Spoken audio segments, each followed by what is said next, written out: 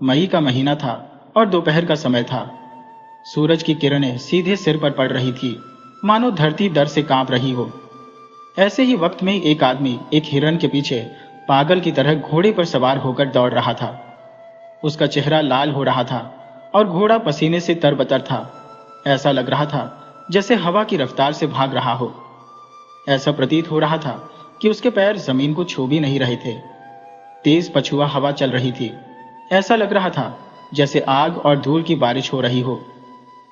घोड़े की आंखें लाल हो गई थी, उसका शरीर उबल रहा था, लेकिन हिरण का भागना उसे आगे बढ़ने का मौका नहीं दे रहा था। आगे का रास्ता बंद था और उस पर से हिरण जैसे कूदना चाहता था, लेकिन उस युवक ने हिरण को मार गिराया। हिरण जमीन पर गिरकर तड़प रहा था और उस राजकुमार की आंखों में हिंसा से खुशी की चमक आ रही थी। ऐसा लग रहा था कि उसने कोई बहुत बड़ी कामयाबी हासिल कर ली हो। जैसे ही उसका ध्यान इधर उधर गया, वह गर्मी से परेशान हो उठा और दया भरी नजरों से नदी की ओर देखा, लेकिन वहां तक पहुंचने का कोई रास्ता नहीं दिखा और न ही कोई पुल दिखाई दिया जिसकी छांव में जाकर थोड़ा आराम कर सके। इसी चिंता में हैरान परेशान होकर इधर उधर देखने लगा। वह युवक बहुत ही सुंदर और तंदुरुस्त आदमी था। उसके चेहरे के भाव उसके दिल की आजादी और चरित्र की साफ सफाई का पता देते थे। वहीं पास में एक सन्यासी खड़ा था। हिरण को देखकर उस सन्यासी ने बड़े आराम से कहा, राजकुमार, तुम्हें आज बहुत अच्छा शिकार मिला है। इतना बड़ा हिरण इस इलाके में शायद ही दिखाई देता हो। राजकुमार के अचंभे की कोई सीमा नहीं रही। उसने देखा कि सन्यासी उसे पहचानता है। राजकुमार ने कहा, हाँ, मैं भी यही सोच रहा हूं। मैंने आज तक इतना बड़ा हिरण नहीं देखा, लेकिन इसके पीछे मुझे आज बहुत परेशान होना पड़ा। सन्यासी ने दया से कहा, निश्चय ही तुम्हें कष्ट हुआ होगा। तुम्हारा चेहरा लाल हो रहा है और घोड़ा भी थक गया है। क्या तुम्हारे साथी बहुत पीछे रह गए हैं? राजकुमार ने बिल्कुल लापरवाही से जवाब दिया, मानो उसे उनकी कोई चिंता नहीं थी। सन्यासी ने कहा, यहाँ इतनी तेज धूप और आंधी में खड़े होकर तुम कब तक उनकी राह देखोगे? मेरी झोपड़ी में चलकर थोड़ा आराम कर लो। तुम्हें भगवान ने ऐश्वर्य दिया है, लेकिन कुछ देर के लिए सन्यासी आश्रम का रंग भी देखो और पेड़ों और नदी के ठंडे पानी का मजा लो। यह कहकर सन्यासी ने उस हिरण के खून से सने शरीर को इतनी आसानी से उठाकर कंधे पर रख लिया, मानो वह घास का गट्ठा हो, और राजकुमार से कहा, मैं तो अक्सर कगार से ही नीचे उतर जाता हूं, लेकिन तुम्हारा घोड़ा शायद ना उतर सके। इसलिए एक दिन की राह छोड़कर 6 माह की राह चलेंगे। घाट यहाँ से थोड़ी ही दूर है और वही मेरी झोपड़ी है।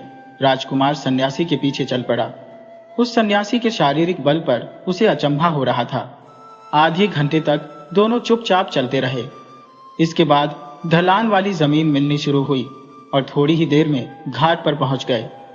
वहीं पर सन्यासी की एक छोटी सी झोपड़ी थी। सन्यासी की झोपड़ी हरे भरे पेड़ों के नीचे सादगी और संतोष का चित्र बना रही थी। राजकुमार की हालत वहां पहुंचते ही बदल गई। वहां की ठंडी हवा का असर उस पर ऐसा पड़ा जैसे मुरझाए हुए पेड़ पर बारिश का होता है। उसे आज पता चला कि संतुष्टि कुछ स्वादिष्ट व्यंजनों पर ही निर्भर नहीं होती और न ही नींद सुनहरे तकिए की जरूरत रखती है। ठंडी, धीमी, खुशबूदार हवा चल रही थी। सन्यासी वहीं एक पेड़ के नीचे बैठ गया। राजकुमार जाकर आराम करने लगा। सन्यासी बैठकर कुछ गाने लगा। राजकुमार के कानों में आवाज की झनक पड़ी। वह उठ बैठा और सुनने लगा। उसने बड़े बड़े गायकों के गाने सुने थे, लेकिन आज जैसा आनंद उसे कभी नहीं मिला था। इस गाने ने उसके ऊपर जैसे जादू का जाल बिछा दिया हो। वह बिल्कुल बेहोश हो गया। सन्यासी की आवाज में कोयल की कूक जैसी मिठास थी। राजकुमार को यह दृश्य स्वर्ग जैसा लगने लगा। जो गाने का मजा उठाकर मस्त हो गए थे। जब गाना खत्म हो गया तो राजकुमार सन्यासी के सामने बैठ गया और श्रद्धा से बोला, महात्मा, आपका प्रेम और वैराग्य अद्भुत है। मेरे दिल पर आपका जो असर पड़ा है वह हमेशा रहेगा। यद्यपि सामने प्रशंसा करना बिल्कुल गलत है, लेकिन इतना मैं जरूर कहूंगा कि आपके प्रेम की गहराई अद्भुत है। अगर मैं घर गृहस्थी के बंधन में नहीं फंसा होता तो आपके चरणों से अलग होने का ख्याल सपने में भी नहीं करता। इसी प्रेम की हालत में राजकुमार ने बहुत सी बातें कह दी जो स्पष्ट रूप से उसके अंदरूनी भावों का विरोध करती थी। सन्यासी मुस्कुराकर बोला, तुम्हारी बातों से मैं बहुत खुश हूं और मेरी सबसे बड़ी इच्छा यही है कि तुम कुछ देर और रुको, लेकिन अगर मैं जाने भी दूं तो इस सूर्यास्त के समय तुम जा नहीं सकते। तुम्हारा घर पहुंचना मुश्किल हो जाएगा। तुम जैसे शिकार के शौकीन हो वैसे ही मैं भी। शायद तुम भोजन से न रुको, लेकिन शिकार के लालच से जरूर रुकोगे। राजकुमार को तुरंत ही पता चल गया कि जो बातें उसने अभी अभी सन्यासी से कही थी वे बिल्कुल ही ऊपरी और दिखावे की थी और दिल से नहीं कही गई थी। आज उसे सन्यासी के पास रहना तो दूर, वहां एक रात बिताना भी मुश्किल लगने लगा। घर वाले परेशान हो जाएंगे और पता नहीं क्या सोचेंगे। साथियों की जान खतरे में होगी। घोड़ा थक गया है, उस पर 40 मील जाना बहुत मुश्किल है और बड़े साहस का काम है। लेकिन यह महात्मा शिकार खेलते हैं, ये बड़ी अजीब बात है। शायद यह बुराई है। ऐसे लोग जो जीवन और मृत्यु को मनुष्य के हाथ में नहीं मानते, उनके साथ शिकार में बड़ा मजा आएगा। यही सब सोचकर उसने सन्यासी का आतिथ्य स्वीकार कर लिया और अपने भाग्य की तारीफ की, जिसने उसे कुछ और समय तक साधु के साथ रहने का मौका दिया था। रात के 10 बजे का समय था। घना अंधेरा छाया हुआ था। सन्यासी ने कहा, अब हमारे साथ चलने का समय हो रहा है। राजकुमार पहले से ही तैयार था। उसने तीर कमान उठाया और बोला, इस अंधेरे में सुअर ज्यादा मिलेंगे, लेकिन ये बड़े हिंसक और डरावने जानवर होते हैं।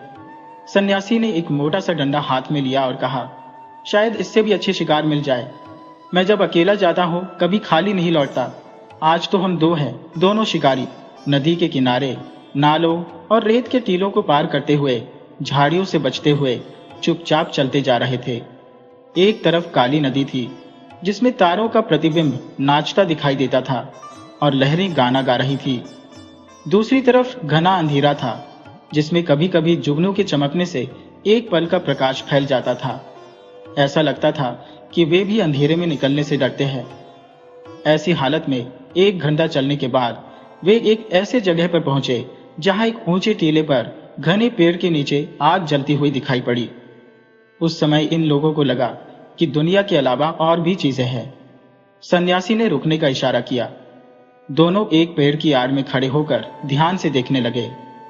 राजकुमार ने तीर कमान संभाल लिया। कीले पर एक बड़ा छायादार बरगद का पेड़ था। उसी के नीचे अंधेरे में 10-12 आदमी हथियारों से लैस, मिर्जाई पहने, चरस पी रहे थे।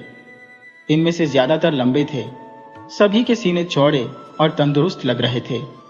ऐसा लगता था कि सभी सैनिकों का एक दल आराम कर रहा हो। राजकुमार ने पूछा, ये लोग शिकारी हैं? सन्यासी ने कहा, ये राह चलते यात्रियों का शिकार करते हैं। ये बड़े डरावने और हिंसक जानवर हैं।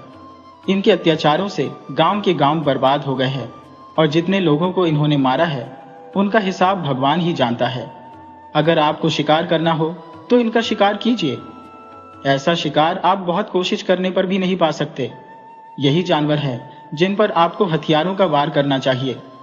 राजाओं और अधिकारियों के शिकार यही है। इससे आपका नाम और यश दोनों फैलेंगे। सन्यासी की बातें सुनकर राजकुमार के मन में आया कि 2 एक को मार डाले, लेकिन सन्यासी ने रोका और कहा, इन्हें छेड़ना ठीक नहीं। अगर ये कुछ उपद्रव न करें तो भी बचकर निकल जाएंगे। आगे चलो, शायद इससे अच्छे शिकार मिल जाएं। तिथि सप्तमी थी, चांद भी निकल आया था। इन लोगों ने नदी का किनारा छोड़ दिया था। जंगल भी पीछे रह गया था। सामने एक कच्ची सड़क दिखाई पड़ी और थोड़ी देर में कुछ बस्ती भी दिखने लगी। सन्यासी एक बड़े पेड़ के सामने आकर रुक गया और बोला, आओ इस मौलसरी के पेड़ पर बैठते हैं, लेकिन देखो बोलना मत, नहीं तो दोनों की जान खतरे में पड़ जाएगी। इसमें एक बड़ा डरावना और हिंसक जीव रहता है जिसने अनगिनत जीवों को मारा है। शायद हम आज इसे दुनिया से आजाद कर देंगे। राजकुमार बहुत खुश हुआ और सोचने लगा, चलो रात भर की दौड़ तो सफल हुई। दोनों मौलसरी पर चढ़कर बैठ गए। राजकुमार ने अपना तीर कमान संभाल लिया और शिकार की तलाश में बैठ गया। रात आधी से ज्यादा बीत चुकी थी। अचानक गांव के पास एक छोटे से महल में हलचल हुई और बैठक के दरवाजे खुल गए। मोमबत्तियों के जलने से सारा कमरा रोशनी से भर गया। कमरे के हर कोने में सुख की सामग्री दिखाई दे रही थी। बीच में एक तंदुरुस्त आदमी गले में रेशमी चादर डाले, माथे पर केसर का बड़ा तिलक लगाए मस्ती में बैठा था। इतने में उन्होंने देखा कि नाचने वालियों के झुंड आ रहे हैं। उनके हाव भाव और इशारों से गाना शुरू हुआ। और साथ ही साथ शराब भी चलने लगी। राजकुमार ने हैरानी से पूछा, यह तो बहुत बड़ा रईस लगता है। सन्यासी ने जवाब दिया, नहीं, ये रईस नहीं है, यह एक बड़े मंदिर के महंत है, साधु है, दुनिया का त्याग कर चुके हैं, सांसारिक चीजों की ओर आंख नहीं उठाते, पूर्ण ब्रह्म ज्ञान की बातें करते हैं। ये सब सामान उनकी आत्मा की खुशी के लिए है। इंद्रियों को काबू में कर लिया है, इन्हें बहुत दिन हो गए हैं। सीधे सादे लोग इन पर विश्वास करते हैं, इन्हें अपना देवता मानते हैं। अगर आप स्वीकार करना चाहते हैं तो इनका शिकार कीजिए। यही राजाओं और अधिकारियों के शिकार है। ऐसे छिपे हुए सियार से दुनिया को आजाद करना आपका सबसे बड़ा धर्म है। इससे आपकी प्रजा का भला होगा और आपका नाम और यश दोनों फैलेंगे। दोनों शिकारी नीचे उतर आए। सन्यासी ने कहा, अब रात बहुत हो चुकी है, तुम बहुत थक गए होगे, लेकिन राजकुमार के साथ शिकार करने का मौका मुझे बहुत कम मिलता है, इसलिए एक और शिकार का पता लगाकर तब लौटेंगे। राजकुमार को इन शिकारों में सच्चे उपदेश का सुख मिल रहा था। उसने कहा, स्वामी जी, थकने का नाम न लीजिए। अगर मैं सालों आपकी सेवा में रहता तो और न जाने कितने शिकार करना सीख जाता। दोनों फिर आगे बढ़े। अब रास्ता साफ और चौड़ा था, हाँ, कच्ची ही थी। सड़क के दोनों ओर पेड़ों की कतारें थी। किसी किसी आम के पेड़ के नीचे पहरेदार सो रहे थे। 1 घंटे बाद दोनों शिकारी एक ऐसी बस्ती में घुस गए जहां की सड़कों पर लालटेन और अटारियां देखकर लगता था कि बड़ा शहर है। सन्यासी जी एक बड़े भवन के सामने एक पेड़ के नीचे रुक गए और राजकुमार से बोले, यह सरकारी कचहरी है। यहाँ राज्य का बड़ा अधिकारी रहता है, उसे सूबेदार कहते हैं। उसकी कचहरी दिन में भी लगती है और रात में भी। यहाँ न्याय सोने और जवाहरात पर निर्भर है। अमीर लोग गरीबों को पैरों तले कुचलते हैं और उनकी पुकार कोई नहीं सुनता। यही बातें हो रही थी कि अचानक छत पर से 2 आदमी दिखाई पड़े। दोनों शिकारी पेड़ की आड़ में छिप गए। सन्यासी ने कहा, शायद सूबेदार साहब कोई मामला सुलझा रहे हैं। ऊपर से आवाज आई, तुमने एक विधवा औरत की जायदाद हड़प ली है। मैं इसे अच्छी तरह जानता हूँ। ये कोई छोटा मामला नहीं है। इसमें 1000 से कम पर मैं बात नहीं करना चाहता। राजकुमार को इससे ज्यादा सुनने की ताकत नहीं रही। गुस्से से उसकी आंखें लाल हो गईं। उसका मन कर रहा था कि इस निर्दयी का अब भी खून कर दो, लेकिन सन्यासी जी ने रोका और बोला, आज इस शिकार का समय नहीं है। अगर आप ढूंढेंगे तो ऐसे शिकार बहुत मिलेंगे। मैंने इनके कुछ ठिकाने बता दिए हैं। अब सुबह होने में ज्यादा देर नहीं है। झोपड़ी यहां से अभी 10 मील दूर होगी। आइए जल्दी चलें। दोनों शिकारी 3 बजे तक फिर झोपड़ी में लौट आए। उस समय बड़ी सुहावनी रात थी। ठंडी हवा ने हिलाकर पेड़ों और पत्तों की नींद तोड़ना शुरू कर दिया था। आधे घंटे में राजकुमार तैयार हो गया। राजकुमार ने सन्यासी पर विश्वास और कृतज्ञता दिखाते हुए उनके चरणों पर अपना सिर झुकाया और घोड़े पर सवार हो गया। सन्यासी ने उसकी पीठ पर दया से हाथ फेरा, आशीर्वाद देकर बोले, राजकुमार, तुमसे मिलकर मेरा मन बहुत खुश हुआ। भगवान ने तुम्हें अपनी सृष्टि पर राज करने के लिए जन्म दिया है। तुम्हारा धर्म है कि हमेशा प्रजा की रक्षा करो। तुम्हें जानवरों का वध करना ठीक नहीं। जानवरों को मारने में कोई बहादुरी नहीं है, कोई साहस नहीं है। असली साहस और बहादुरी उनकी रक्षा और मदद करने में है। विश्वास मानो, जो आदमी केवल मनोरंजन के लिए जानवरों की हत्या करता है, वह हत्यारे से भी ज्यादा कठोर दिल है। हत्यारे के लिए यह जीविका है, लेकिन शिकारी के लिए केवल दिल बहलाने का साधन है। तुम्हें ऐसे शिकार की जरूरत है जिनसे तुम्हारी प्रजा को सुख मिले। मूक जानवरों का वध न करके तुम्हें उन हिंसकों के पीछे दौड़ना चाहिए जो धोखे से दूसरों का माल हड़पते हैं। ऐसे शिकार करो जिससे तुम्हारी आत्मा को शांति मिले, तुम्हारी कीर्ति दुनिया में फैले। तुम्हारा काम मारना नहीं है, जीवित रखना है। अगर मारो तो केवल जीवित रखने के लिए मारो। यही तुम्हारा धर्म है। जाओ, भगवान तुम्हारा भला करेगा। राजकुमार सन्यासी की बातें सुनकर बहुत खुश हुआ। अब राजकुमार की आंखें खुल गई थी। सुबह होते होते वह राजमहल पहुंचा तो उसने सन्यासी के बताए रास्ते पर चलना शुरू कर दिया। अपने राज्य के सभी ऐसे दलालों को उसने ढूंढ ढूंढ कर सजा दिलाई और अपनी प्रजा को मुक्ति का रास्ता भी दिखा दिया।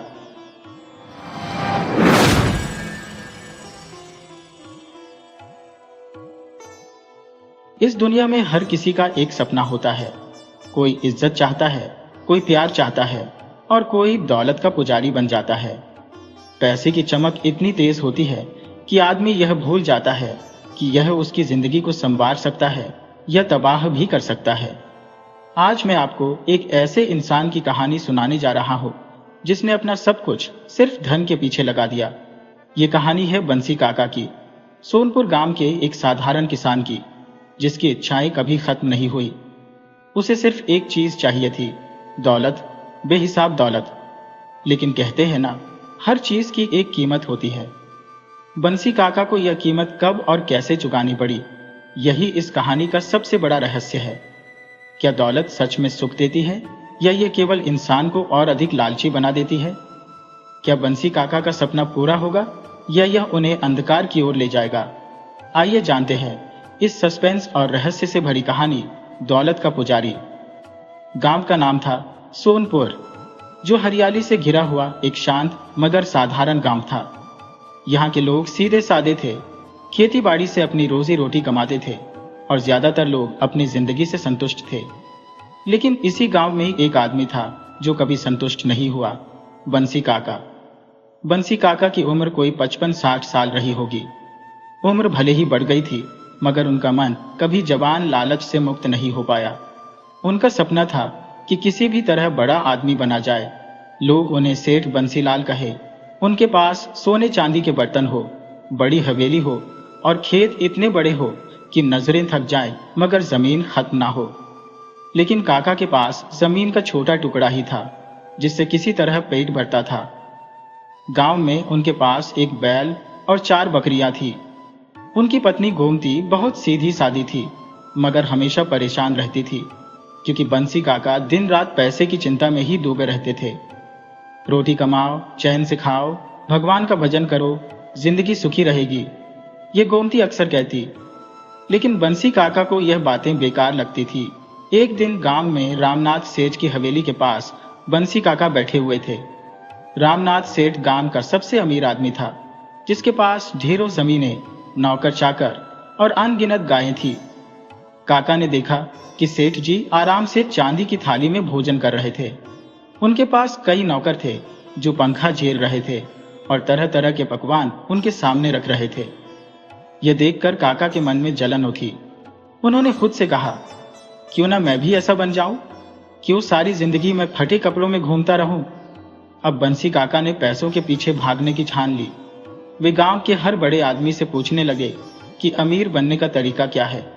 कोई कहता कड़ी मेहनत करो, तो कोई कहता ईमानदारी से कमाओ। लेकिन यह सब बातें काका को पसंद नहीं आई। वे जल्दी अमीर बनना चाहते थे। कुछ दिनों बाद गांव में एक अजनबी साधु आया। वह बहुत रहस्यमय था। गेरुआ वस्त्र पहने, लंबी दाढ़ी और हाथ में चमकता हुआ त्रिशूल। गांव के लोगों का कहना था कि वह कोई सिद्ध योगी है और जिसके ऊपर कृपा कर दे वह धनवान हो सकता है। यह सुनकर बंसी काका के मन में लालच जाग उठा। एक रात काका साधु के पास गए और बोले, महाराज, मुझे भी अमीर बना दो, मेरे पास कुछ नहीं है। साधु मुस्कुराया और बोला, धन चाहिए तो त्याग भी करना पड़ता है, क्या तुम तैयार हो? बंसी काका ने तुरंत हाँ कह दी। साधु ने कहा, तुम्हें एक जंगल में जाना होगा, वहां तुम्हें कुछ मिलेगा जिससे तुम धनवान बन जाओगे। लेकिन याद रखना, ये दौलत जितनी जल्दी आएगी उतनी ही जल्दी जा भी सकती है। बंसी काका को इन सब बातों से कोई फर्क नहीं पड़ा। अगले ही दिन वे गांव के बाहर के जंगल की ओर निकल पड़े। जंगल घना और रहस्यमय था। वहां तकरीबन कोई नहीं जाता था, क्योंकि वहां कई डरावनी कहानियां प्रचलित थी। मगर काका के दिमाग में सिर्फ दौलत थी। जंगल में चलते चलते रात हो गई। अंधेरे में काका को एक पुराना खंडहर दिखाई दिया। वह जगह वीरान थी, मगर वहां कुछ अजीब सी चमक हो रही थी। काका धीरे धीरे उस ओर बढ़े और जैसे ही उन्होंने पास जाकर देखा, वहां एक पुराना तांबे का घड़ा दबा हुआ था। काका ने उसे खोदकर बाहर निकाला और जब घड़े को खोला तो उनकी आंखें चमक उठी। उसमें सोने के सिक्के थे। बंसी काका खुशी से उछल पड़े। उन्हें लगा कि अब उनकी किस्मत बदल गई। वे जल्दी जल्दी सिक्के समेटने लगे। लेकिन जैसे ही उन्होंने आखिरी सिक्का उठाया, अचानक घड़े के नीचे से एक सांप फुफकारता हुआ बाहर निकला। काका डर के मारे पीछे हट गए, मगर लालच के कारण सिक्के छोड़ने का मन नहीं था। सांप ने आंखों में गुस्सा ली उनकी ओर देखा और बोला, यह दौलत तुम्हें सुख नहीं देगी बंसी, यह तुम्हारे जीवन का विनाश कर देगी। बंसी काका चौंक गए। एक सांप बोल रहा था। उन्हें विश्वास नहीं हुआ। उन्होंने सोचा कि यह उनका भ्रम होगा। वे सिक्कों को झोले में डालकर गांव की ओर भागे, मगर रास्ते में ही उन्हें अजीब अजीब आवाजें सुनाई देने लगी। कोई कह रहा था, लालची आदमी, तेरा अंत निकट है। डर के मारे काका गांव पहुंचे, मगर अब उनका मन अशांत था। घर पहुंचकर उन्होंने जब सिक्कों को निकाला तो वे अब सिक्के नहीं बल्कि पत्थर बन चुके थे। काका की आंखें फटी की फटी रह गईं। उन्हें समझ नहीं आया कि यह सब क्या हुआ। क्या यह कोई छलावा था? क्या साधु ने उनसे कोई खेल खेला था, या यह सच में दौलत का श्राप था? यही सवाल काका के दिमाग में घूम रहा था, मगर उन्हें यह समझ नहीं आ रहा था कि यह उनकी लालच की सजा थी या किसी रहस्य की शुरुआत। बंसी काका की आंखें लाल हो चुकी थी। रात भर उन्हें नींद नहीं आई। सोने के सिक्के जब पत्थर में बदल गए तो उनका पूरा शरीर जैसे सुन्न पड़ गया था। क्या यह उनका भ्रम था? क्या यह सब उनकी आंखों के सामने सच में हुआ था? वह बार बार सिक्कों को हाथ में लेकर देख रहे थे, उन्हें टटोलकर परख रहे थे, लेकिन यह ठोस पत्थर थे। उनका दिल इस सच को मानने को तैयार नहीं था। उन्होंने खुद को समझाया कि शायद यह कोई तांत्रिक माया होगी, लेकिन इसका मतलब यह नहीं कि जंगल में खजाना नहीं है। अगली सुबह बिना किसी को बताए काका फिर से उसी जंगल की ओर चल पड़े। इस बार उनके साथ उनका पुराना दोस्त हरिया था। हरिया को उन्होंने आधी अधूरी कहानी बताई कि जंगल में कुछ खास चीजें हैं जिनकी खोज जरूरी है। हरिया ने ज्यादा सवाल नहीं किए, क्योंकि वह खुद भी पैसे की कमी से जूझ रहा था। दोनों गांव के बाहर घने जंगल में घुस गए, जहां सूरज की रोशनी भी बमुश्किल पहुंचती थी। रास्ते में पक्षियों की डरावनी आवाजें आ रही थी। कहीं कहीं सूखी टहनियां चरमरा रही थी, मानो कोई छिपकर उनका पीछा कर रहा हो। हरिया ने धीमे स्वर में कहा, काका, यह जगह ठीक नहीं लग रही। लगता है हमें वापस लौट जाना चाहिए। लेकिन बंसी काका ने कोई ध्यान नहीं दिया और आगे बढ़ते रहे। उनके मन में सिर्फ एक ही चीज थी, दौलत। कुछ ही देर में उन्हें वही पुराना खंडहर फिर से दिखाई दिया। खंडहर के पास आते ही अजीब सी ठंडक महसूस हुई। हवा भी पहले से ज्यादा भारी लगने लगी थी। बंसी काका ने हरिया को इशारा किया और दोनों उस जगह की खुदाई करने लगे। कुछ ही देर में उन्हें जमीन के नीचे एक और बड़ा मिट्टी का घड़ा मिला। बंसी काका की आंखों में चमक आ गई। उन्होंने घड़े को जैसे ही निकाला, उसकी सतह पर अजीब सी आकृतियां बनी हुई थी, मानो कोई प्राचीन लिपि हो। हरिया को यह देखकर अजीब लगा। काका, यह घड़ा आम नहीं है, इसमें कुछ तो रहस्य है। हमें इसे खोलने से पहले किसी पंडित से पूछना चाहिए। लेकिन लालच के अंधे बंसी काका ने उसकी एक न सुनी। उन्होंने जल्दी से घड़े का ढक्कन हटाया और भीतर झांका।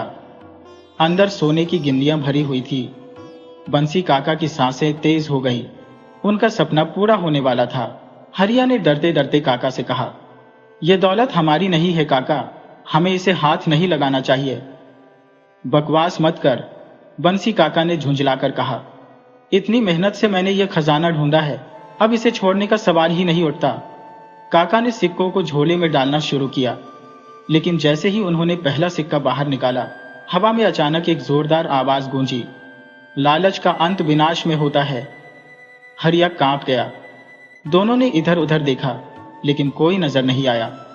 बंसी काका को लगा कि यह उनका वहम है, लेकिन तभी खंडहर की दीवारों पर हलचल होने लगी। पुरानी दीवारों से काले धुएं जैसी आकृतियां बाहर निकलने लगी। वह कोई आम धुआं नहीं था, बल्कि उसमें इंसानी चेहरे दिख रहे थे जो कराह रहे थे। हरिया डर के मारे पीछे हट गया, लेकिन बंसी काका सिक्कों को उठाने में लगे रहे। जैसे ही उन्होंने पूरा झोला भरा, अचानक जमीन हिलने लगी। लगा जैसे पूरा खंडहर ही धंसने वाला हो। काका और हरिया दोनों चीखते हुए पीछे हटे। तभी उनके सामने वही रहस्यमय साधु प्रकट हुआ जिसने बंसी काका को जंगल भेजा था। उसका चेहरा गंभीर था। उसने गहरी आवाज में कहा, बंसी, तुम्हें चेतावनी दी थी, फिर भी तुम अपने लालच में अंधे हो गए। अब तुम्हें इसकी सजा मिलेगी। बंसी काका को गुस्सा आ गया। तुम कौन होते हो मुझे रोकने वाले? ये दौलत मेरी किस्मत में लिखी थी, तभी तो मैंने इसे पाया है। साधु हंसा, लेकिन उसकी हंसी डरावनी थी। क्या तुमने कभी सोचा है कि यह खजाना यहाँ इतने सालों से क्यों छिपा था? ये श्रापित धन है, जिसे जिसने भी लिया उसका विनाश हुआ। बंसी काका को अब भी इन बातों पर भरोसा नहीं था। श्रापित? ये सब बकवास है। ये सोना मेरा है और मैं इसे लेकर जाऊंगा। साधु ने अपनी आंखें बंद की और धीरे से मंत्र पढ़ने लगा। अचानक पूरे जंगल में अंधेरा छा गया। ठंडी हवा चलने लगी। हरिया कांपते हुए जमीन पर गिर पड़ा। बंसी काका अभी भी अपने झोले को पकड़े खड़े थे। तभी जमीन से काले धागों जैसे जीभ निकलने लगे। वे सांपों की तरह लहराते हुए काका की ओर बढ़े और उनके पैरों को जकड़ लिया। छोड़ो मुझे! काका चीख पड़े, लेकिन उनकी आवाज जंगल में खो गई। उनके शरीर पर जलन होने लगी। सिक्कों से निकलता हुआ धुआं उनके हाथों में लिपट गया और उनके हाथों में जलने के निशान बनने लगे। हरिया ने डर के मारे आंखें बंद कर ली, लेकिन जब कुछ पलों बाद उसने आंखें खोली तो उसने देखा कि काका जमीन पर बेहोश पड़े थे और उनका झोला अब खाली था। सोने के सिक्के फिर से गायब हो चुके थे। साधु ने गहरी आवाज में कहा, इंसान जब अपने लालच पर काबू नहीं रखता तो उसका हश्र यही होता है। हरिया जल्दी से काका को उठाकर गांव की ओर भागा, लेकिन जब वह गांव पहुंचा तो उसने देखा कि काका के चेहरे की पूरी चमक चली गई थी। उनका शरीर कमजोर हो गया था, जैसे उन्होंने कई महीनों से खाना नहीं खाया हो। उनकी आंखों में अजीब सा खालीपन था। गांव के लोग यह देखकर दंग रह गए। सबने पूछा, क्या हुआ काका? लेकिन काका कुछ बोलने की हालत में नहीं थे। हरिया समझ चुका था कि काका ने जो किया उसका अंजाम उन्हें भुगतना पड़ा। लेकिन सवाल यह था, क्या सच में यह कहानी यही खत्म हो गई थी? क्या बंसी काका अब अपने लालच से पीछा छोड़ा पाएंगे, या यह सिर्फ एक शुरुआत थी जो उन्हें किसी और बड़े खतरे की ओर ले जा रही थी? बंसी काका अब पहले जैसे नहीं रहे। जिस इंसान की आंखों में दौलत पाने की चमक हुआ करती थी, अब वहां सिर्फ डर और पछतावा बचा था। जंगल से लौटने के बाद से वह ज्यादा बोलते नहीं थे। उनका शरीर कमजोर पड़ गया था और कभी कभी वह रात में अचानक चीख पड़ते थे। लोग समझ नहीं पा रहे थे कि उनके साथ क्या हुआ, लेकिन हरिया सब जानता था। उसने सोचा कि शायद यह असर धीरे धीरे कम हो जाएगा, लेकिन ऐसा हुआ नहीं। रात होते ही बंसी काका के घर से अजीब अजीब आवाजें आने लगी। कभी ऐसा लगता जैसे कोई उनके कमरे में चल रहा हो, कभी किसी के फुसफुसाने की आवाजें आती। गांव वालों ने सोचा कि काका बूढ़े हो चले हैं, इसलिए उनका मन बहका हुआ है। लेकिन हरिया को यकीन था कि यह सब उसी श्रापित खजाने की वजह से हो रहा है। एक रात हरिया बंसी काका के घर गया। वह उन्हें समझाना चाहता था कि अब उस जंगल में दोबारा ना जाएं। जब वह अंदर पहुंचा तो उसने देखा कि काका एक कोने में सिकुड़ कर बैठे थे।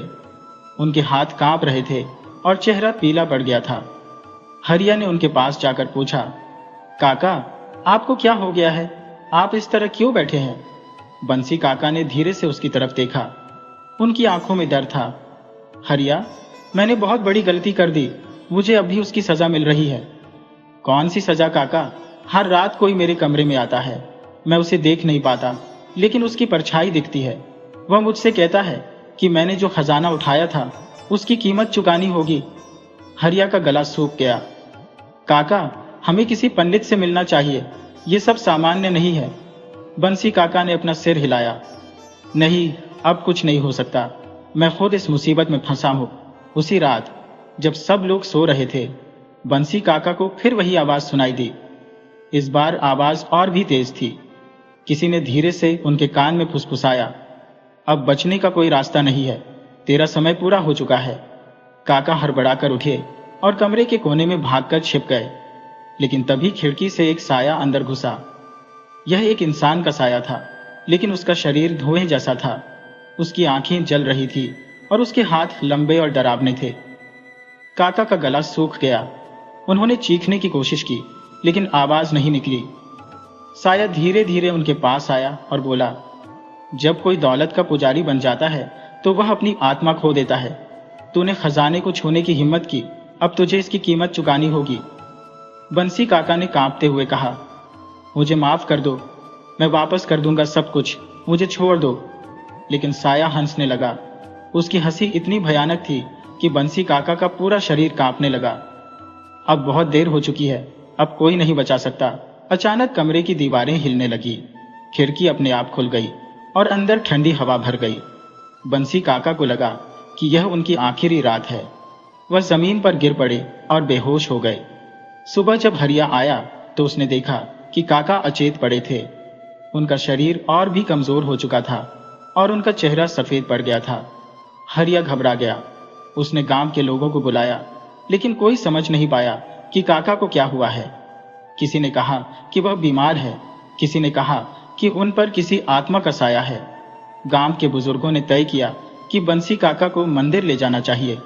वहां के महंत ने उनकी हालत देखकर कहा, इन्हें किसी श्राप का असर हुआ है, इनकी आत्मा पर किसी प्रेत का साया है। अगर जल्दी कुछ नहीं किया गया तो इनकी जान भी जा सकती है। बंसी काका बेहोश थे, लेकिन उनके होंठ धीरे धीरे हिल रहे थे। वह कुछ बड़बड़ा रहे थे। महंत ने उनके पास जाकर सुना। वह कह रहे थे, मुझे छोड़ दो, मुझे नहीं चाहिए वह खजाना, मुझे माफ कर दो। महंत ने उनकी बात सुनी और फिर बोले, इनकी मुक्ति का एक ही उपाय है, इन्हें उस जंगल में वापस ले जाओ और खजाने को वहीं छोड़ आओ। हरिया और गांव के कुछ लोग बंसी काका को लेकर जंगल की ओर निकल पड़े, लेकिन रास्ते में ही काका को होश आ गया। उनकी आंखें खुली और उन्होंने चिल्लाना शुरू कर दिया, नहीं, मैं वहां नहीं जाऊंगा, वहां मौत है, वह मुझे नहीं छोड़ेगा। हरिया ने उन्हें समझाने की कोशिश की, लेकिन काका बुरी तरह डर गए थे। वह पागलों की तरह इधर उधर भागने लगे। गांव के लोग उन्हें पकड़ने की कोशिश कर रहे थे, लेकिन काका किसी को पास नहीं आने दे रहे थे। अचानक जंगल के रास्ते में ही काका के शरीर में झटके आने लगे। उनकी आंखें ऊपर चढ़ गईं और मुंह से झाग निकलने लगा। सब लोग डर गए। महंत ने जल्दी से मंत्र पढ़ना शुरू किया, लेकिन काका की हालत और बिगड़ने लगी। कुछ ही पलों में उन्होंने एक तेज चीख मारी और फिर एकदम शांत हो गए। उनकी आंखें खुली रह गईं, लेकिन उनमें कोई जीवन नहीं था। गांव के लोग डर के मारे पीछे हट गए। महंत ने गहरी सांस ली और बोले, इनकी आत्मा अब मुक्त हो चुकी है। लालच ने इन्हें इस दशा में पहुंचा दिया। यह वही खजाना था जिसने पहले भी न जाने कितनों का विनाश किया होगा। गांव के लोग उस जंगल को शापित मानने लगे और वहां जाना छोड़ दिया। लेकिन हरिया के मन में एक सवाल हमेशा के लिए रह गया, क्या वाकई दौलत ही सबसे बड़ी चीज होती है? क्या इंसान को सिर्फ पैसे के पीछे भागना चाहिए, या फिर जीवन में कुछ और भी अहम होता है? बंसी काका की कहानी गांव में एक सबक बन गई। लोग उनके नाम को याद करते, लेकिन उनके अंजाम को देखकर हमेशा यह सोचते कि दौलत का पुजारी बनने का हश्र हमेशा बुरा ही होता है। गांव में बंसी काका की मौत के बाद भी सब कुछ सामान्य नहीं हुआ। लोग डरे हुए थे, घरों में जल्दी लौटने लगे थे और उस जंगल की ओर देखने तक से कतराते थे जहां काका ने वह श्रापित खजाना पाया था। लेकिन हरिया के मन में अब भी बेचैनी थी। वह जानता था कि कुछ न कुछ ऐसा है जो अब भी अधूरा है। रातों को उसे अजीब सपने आते। वह देखता कि बंसी काका उसके सामने खड़े हैं, लेकिन उनकी आंखें खाली है, चेहरा झुर्रियों से भरा हुआ है और वह लगातार कुछ बड़बड़ा रहे हैं। हर बार जब वह उनके पास जाने की कोशिश करता तो वे धुएं में बदल जाते और अंधेरे में समा जाते। हरिया यह समझ नहीं पा रहा था कि यह सब उसका वहम है या सचमुच कोई आत्मा उसे कुछ बताना चाहती है। एक दिन गांव के सबसे बुजुर्ग व्यक्ति पंडित रामलाल ने उसे बुलाया। उन्होंने धीमी आवाज में कहा, बेटा, बंसी काका की आत्मा अब भी बेचैन है। मैंने पिछले कुछ दिनों में सपने देखे हैं जिनमें वह मुझे कुछ कहना चाहते हैं, लेकिन कह नहीं पाते। मुझे लगता है कि अभी कुछ अधूरा है। हरिया का माथा ठनक गया। लेकिन बाबा, हमने तो खजाना जंगल में छोड़ दिया था, फिर भी उनकी आत्मा क्यों भटक रही है? पंडित रामलाल ने गहरी सांस ली। शायद खजाना लौटाने भर से कुछ नहीं हुआ, शायद उस श्राप का असर अभी भी बाकी है। हरिया ने तय किया कि वह इस रहस्य को सुलझाए। उसने 2 और गांव वालों को साथ लिया और आधी रात को जंगल की ओर निकल पड़ा। ये वही जंगल था जहां बंसी काका ने खजाना पाया था और अब वही जगह उसकी मौत का कारण भी बनी थी। जंगल में कदम रखते ही उन्हें एक अजीब सी ठंडक महसूस हुई। चारों तरफ सन्नाटा था, लेकिन ऐसा लगता था जैसे कोई छुपकर उन्हें देख रहा हो। हरिया ने लालटेन जलाए रखी और आगे बढ़ता रहा। कुछ ही देर बाद वे उसी जगह पहुंचे जहां खजाना गाड़ा गया था। जमीन अब भी वैसी ही थी, लेकिन कुछ अलग महसूस हो रहा था, जैसे यहाँ की मिट्टी के नीचे कुछ था जो छटपटा रहा हो। हरिया ने फावड़ा उठाया और धीरे धीरे खुदाई शुरू कर दी। उसके साथी भी मदद करने लगे। जैसे ही फावड़ा मिट्टी को हटाने लगा, अजीब सी गूंज सुनाई देने लगी। ये गूंज किसी के रोने जैसी थी। हरिया का दिल तेजी से धड़कने लगा, लेकिन उसने खुदाई जारी रखी। कुछ ही देर में खजाना फिर से दिखाई देने लगा। वही पुरानी धातु की पेटी, जिस पर अजीब चिन्ह बने हुए थे। हरिया ने हिम्मत करके पेटी को खोला, और जैसे ही उसने ऐसा किया, हवा का एक तेज झोंका आया। पेड़ जोर जोर से हिलने लगे और दूर कहीं उल्लू की आवाज गूंज उठी। पेटी के अंदर वही पुराने सिक्के और गहने थे, लेकिन इस बार उनमें से एक साया निकलता हुआ दिखाई दिया। वह साया धीरे धीरे आकार लेने लगा और देखते ही देखते बंसी काका की शक्ल में बदल गया। लेकिन यह वही बंसी काका नहीं थे जिन्हें हरिया जानता था।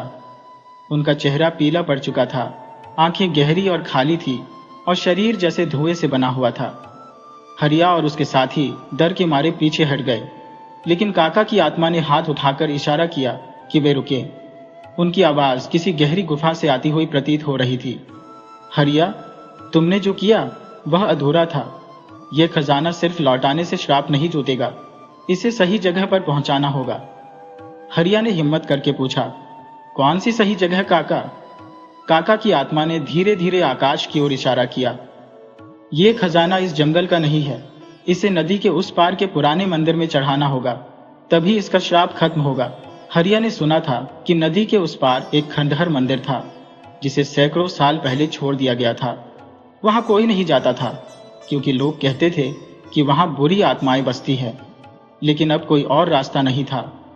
गांव लौटकर हरिया ने पंडित रामलाल को सब बताया। पंडित जी ने मंत्रों का जाप किया और कहा, हमें जल्द से जल्द खजाने को वहां पहुंचाना होगा। अगर देरी हुई तो इसका असर पूरे गांव पर पड़ेगा। अगली रात हरिया और कुछ गांव वाले खजाना लेकर नदी के पार के मंदिर की ओर निकल पड़े। जैसे जैसे वे मंदिर के करीब पहुंचे, हवा भारी होने लगी। मंदिर के दरवाजे टूटे हुए थे और अंदर अंधेरा था। पंडित रामलाल ने मंत्र पढ़ने शुरू किए और खजाने को मंदिर के अंदर रख दिया। अचानक मंदिर की दीवारों से हल्की रोशनी निकलने लगी। हवा धीरे धीरे शांत हो गई और एक सुखद शांति छा गई। बंसी काका की आत्मा वहां प्रकट हुई, लेकिन इस बार उनका चेहरा शांत था।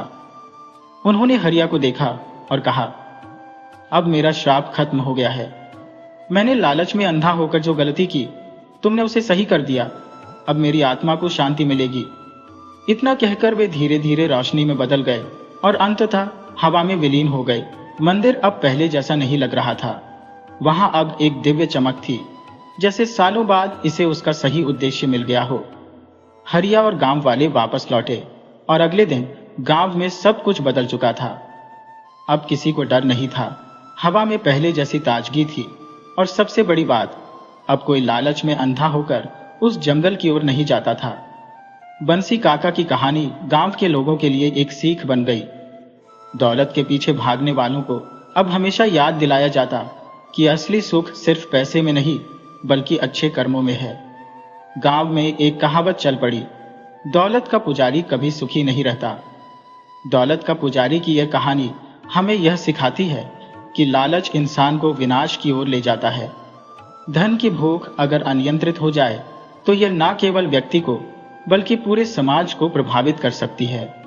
बंसी काका की आत्मा केवल इसलिए भटक रही थी क्योंकि उन्होंने बिना सोचे समझे धन को अपनाया, ये जाने बिना कि उसके पीछे कितनी पीड़ा और श्राप छिपा था। इस कथा से हमें यह सीख मिलती है कि जीवन में सच्ची समृद्धि केवल दौलत से नहीं आती, बल्कि अच्छे कर्मों और सच्चाई के मार्ग पर चलने से मिलती है। जो धन अनुचित तरीकों से प्राप्त किया जाता है, वह कभी भी स्थायी सुख नहीं दे सकता। जब तक धन को सही कार्यों में नहीं लगाया जाता, तब तक वह शांति नहीं बल्कि विनाश ही लाता है। अतः हमें धन का सम्मान करना चाहिए, लेकिन उसके पीछे अंधे होकर नहीं भागना चाहिए। सही मार्ग पर चलकर अर्जित किया गया धन ही सबसे श्रेष्ठ होता है, और उसी से जीवन में सच्चा सुख एवं शांति मिलती है। दौलत का पुजारी कभी सुखी नहीं रहता। ये केवल एक कहावत नहीं, बल्कि जीवन का एक बड़ा सत्य है।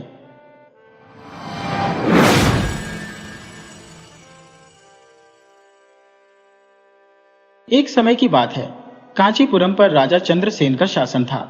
उनके दो पुत्र थे जिनके नाम लव और कुश थे। दोनों ही अब युवा हो चुके थे। राजा का एक मंत्री था जिसका नाम सुमंत था, जो अत्यंत बुद्धिमान और चतुर था। राजा अक्सर अपने कार्यों में मंत्री की सलाह लिया करता था। एक दिन मंत्री सुमंत ने राजा चंद्रसेन से कहा, महाराज, आपके दोनों पुत्र बहुत ही प्रतिभाशाली हैं। अब उचित समय आ चुका है कि उनका राज्याभिषेक कर दिया जाए। राजा ने उत्तर दिया, हाँ मंत्री जी, मैं भी इसी बारे में सोच रहा था। आप जो कहना चाहते हैं मैं समझ चुका हूं। लगता है महाराज, दोनों में से किसका राज्याभिषेक करना है यह निर्णय आप कर चुके हैं। चाहे आप किसी का भी राज्याभिषेक करें, दोनों तो आपके ही पुत्र हैं।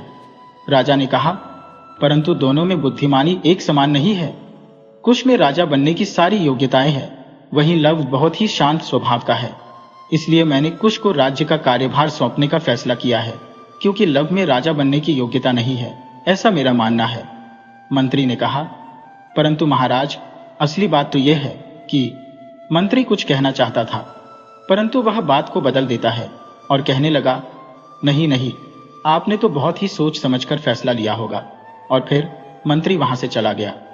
कुछ दिनों के बाद लव और कुश में किसी बात को लेकर बहस हो जाती है। वे दोनों अपने पिता के पास जाते हैं।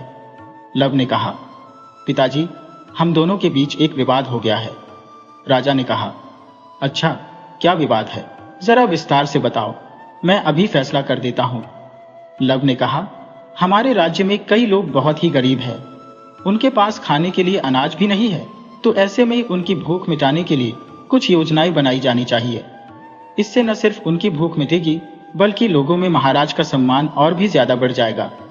परंतु कुश ने कहा, यह योजना गलत है। पिताजी, यदि कोई समस्या आ जाए तो उस समस्या की जड़ क्या है, यह जानकर उसका कोई पक्का उपाय करना चाहिए।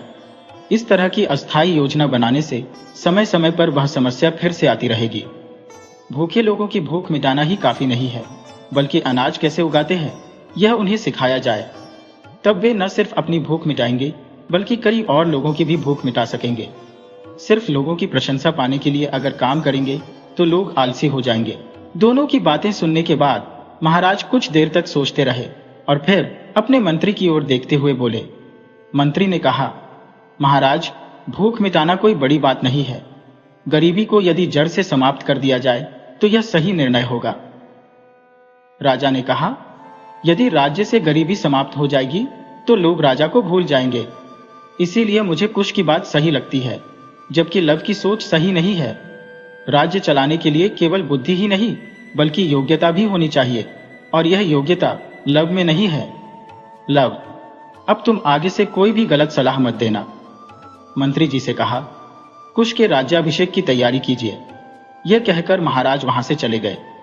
महाराज ने कुश का पक्ष तो लिया, लेकिन लव की बात को गलत ठहराकर उन्होंने लव का अपमान भी किया। यह अपमान लव से सहन नहीं हुआ और वह बिना किसी को बताए एक दिन साधारण कपड़े पहनकर राज्य छोड़कर चला गया। वह कई नगर और गांव में घूमता हुआ एक दूसरे राज्य में पहुंच गया। रास्ते से गुजरते हुए उसने देखा कि एक पेड़ के नीचे एक संत लोगों को उपदेश दे रहे थे। लव भी वहीं पर रुककर उनका उपदेश सुनने लगा।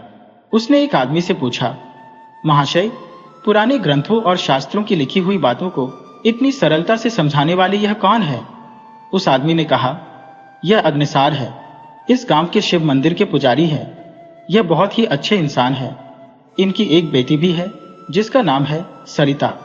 यह जिससे भी अपनी बेटी की शादी करना चाहते हैं वह उसे पसंद नहीं आता। चाहे कितना भी समझा लो, इनकी बेटी मानती ही नहीं। यही कारण है कि यह अक्सर दुखी रहते हैं। कथा समाप्त होते ही लव अग्निसार के पास गया और कहने लगा, गुरुजी, आपने जो कथा सुनाई है उससे मेरे कई संदेह दूर हो गए हैं।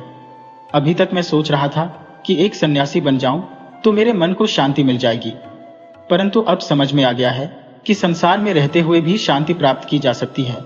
इसके लिए मैं आपको धन्यवाद देता हूं। लव की बातें सुनकर अग्निसार उससे बहुत प्रभावित हुए और उन्होंने लव को पसंद किया। उन्होंने पूछा, बेटे, तुम्हारा नाम क्या है? तुम्हारे माता पिता कौन है और तुम कहां से आए हो? लव ने सच्चाई छुपाते हुए कहा, गुरुजी, मेरा नाम अर्पण है। बस मुझे इतना ही मालूम है कि मैं बचपन से ही बिना माँ बाप के रहा हूं। इससे ज्यादा मैं अपने बारे में कुछ नहीं जानता। संत ने कहा, अगर तुम्हारा इस दुनिया में कोई नहीं है तो तुम मेरे घर पर आकर रह सकते हो। अर्पण ने उनका न्योता स्वीकार कर लिया और उनके घर चला गया।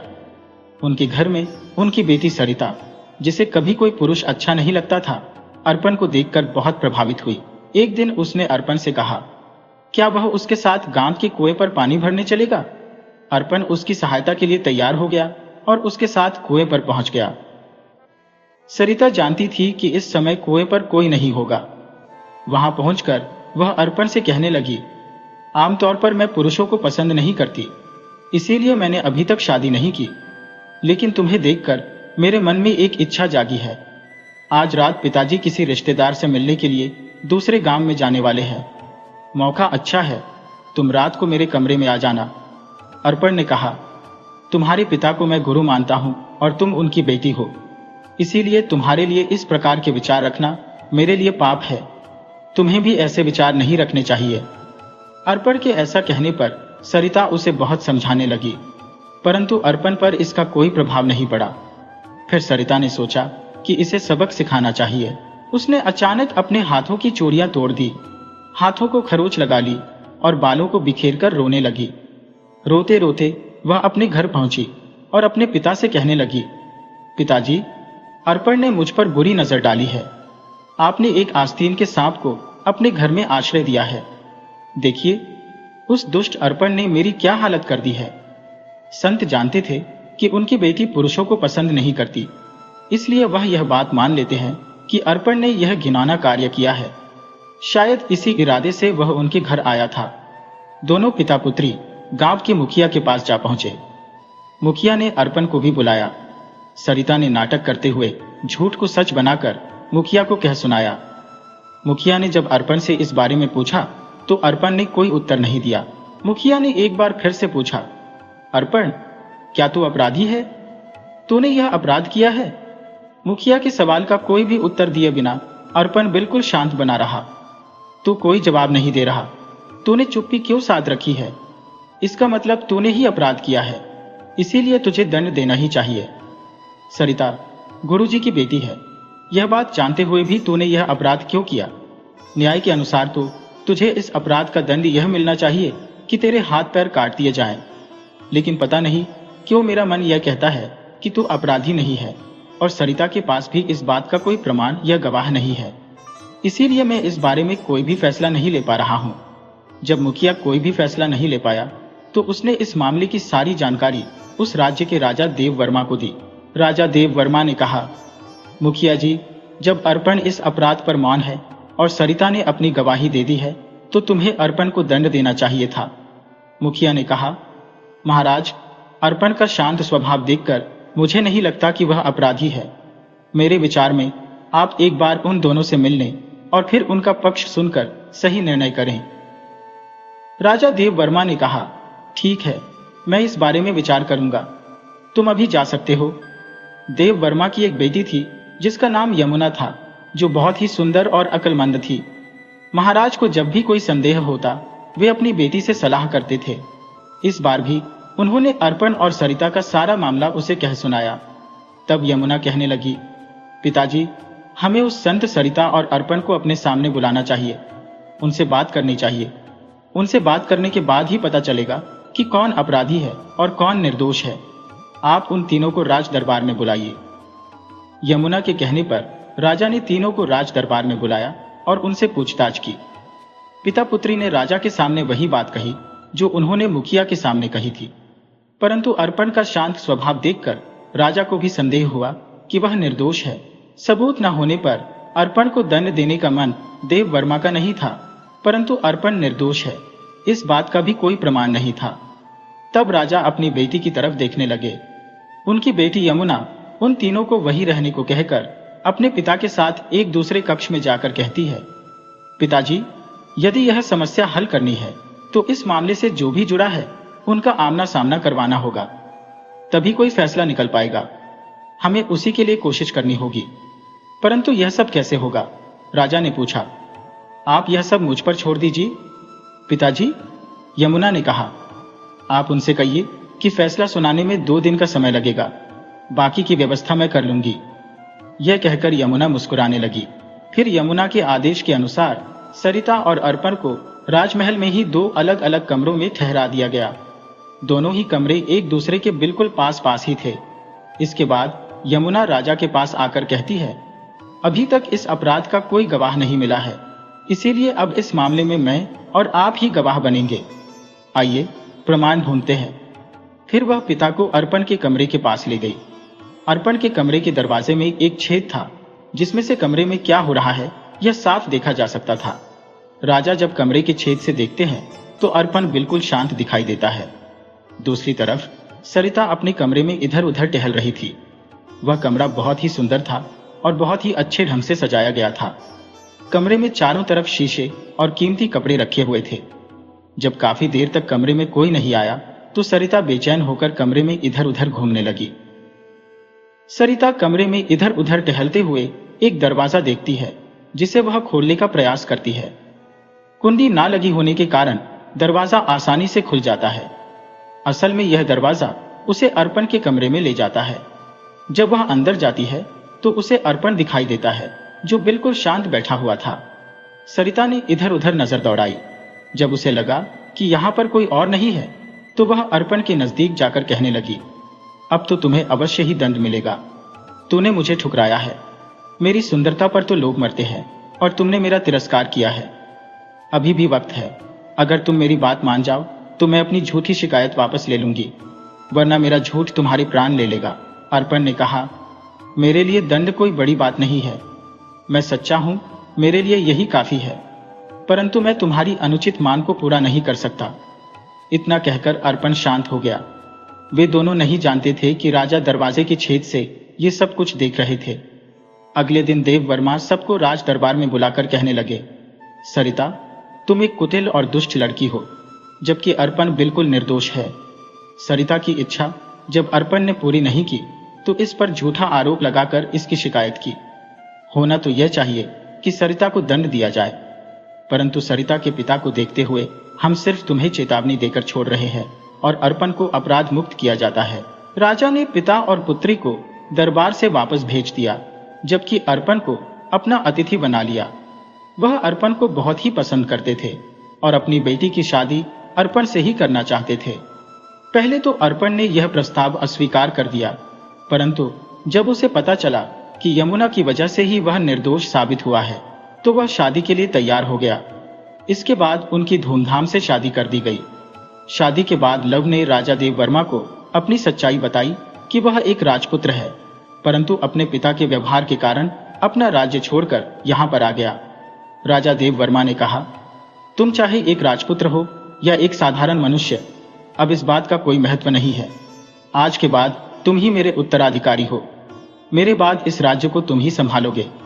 मुझे खुशी है कि तुम जैसा समझदार व्यक्ति मेरी बेटी का पति है और इस राज्य का होने वाला भावी राजा है। कुछ दिनों के बाद जब यह खबर लव के पिता राजा चंद्रसेन को मिली कि उनका बेटा राजा बन गया है, तो वह भी बहुत ही खुश हुए और उससे मिलने के लिए चले आए। दोनों पिता पुत्र के बीच के गिले शिकवे दूर हो गए और अब वे सभी एक सुखमय जीवन बिताने लगे।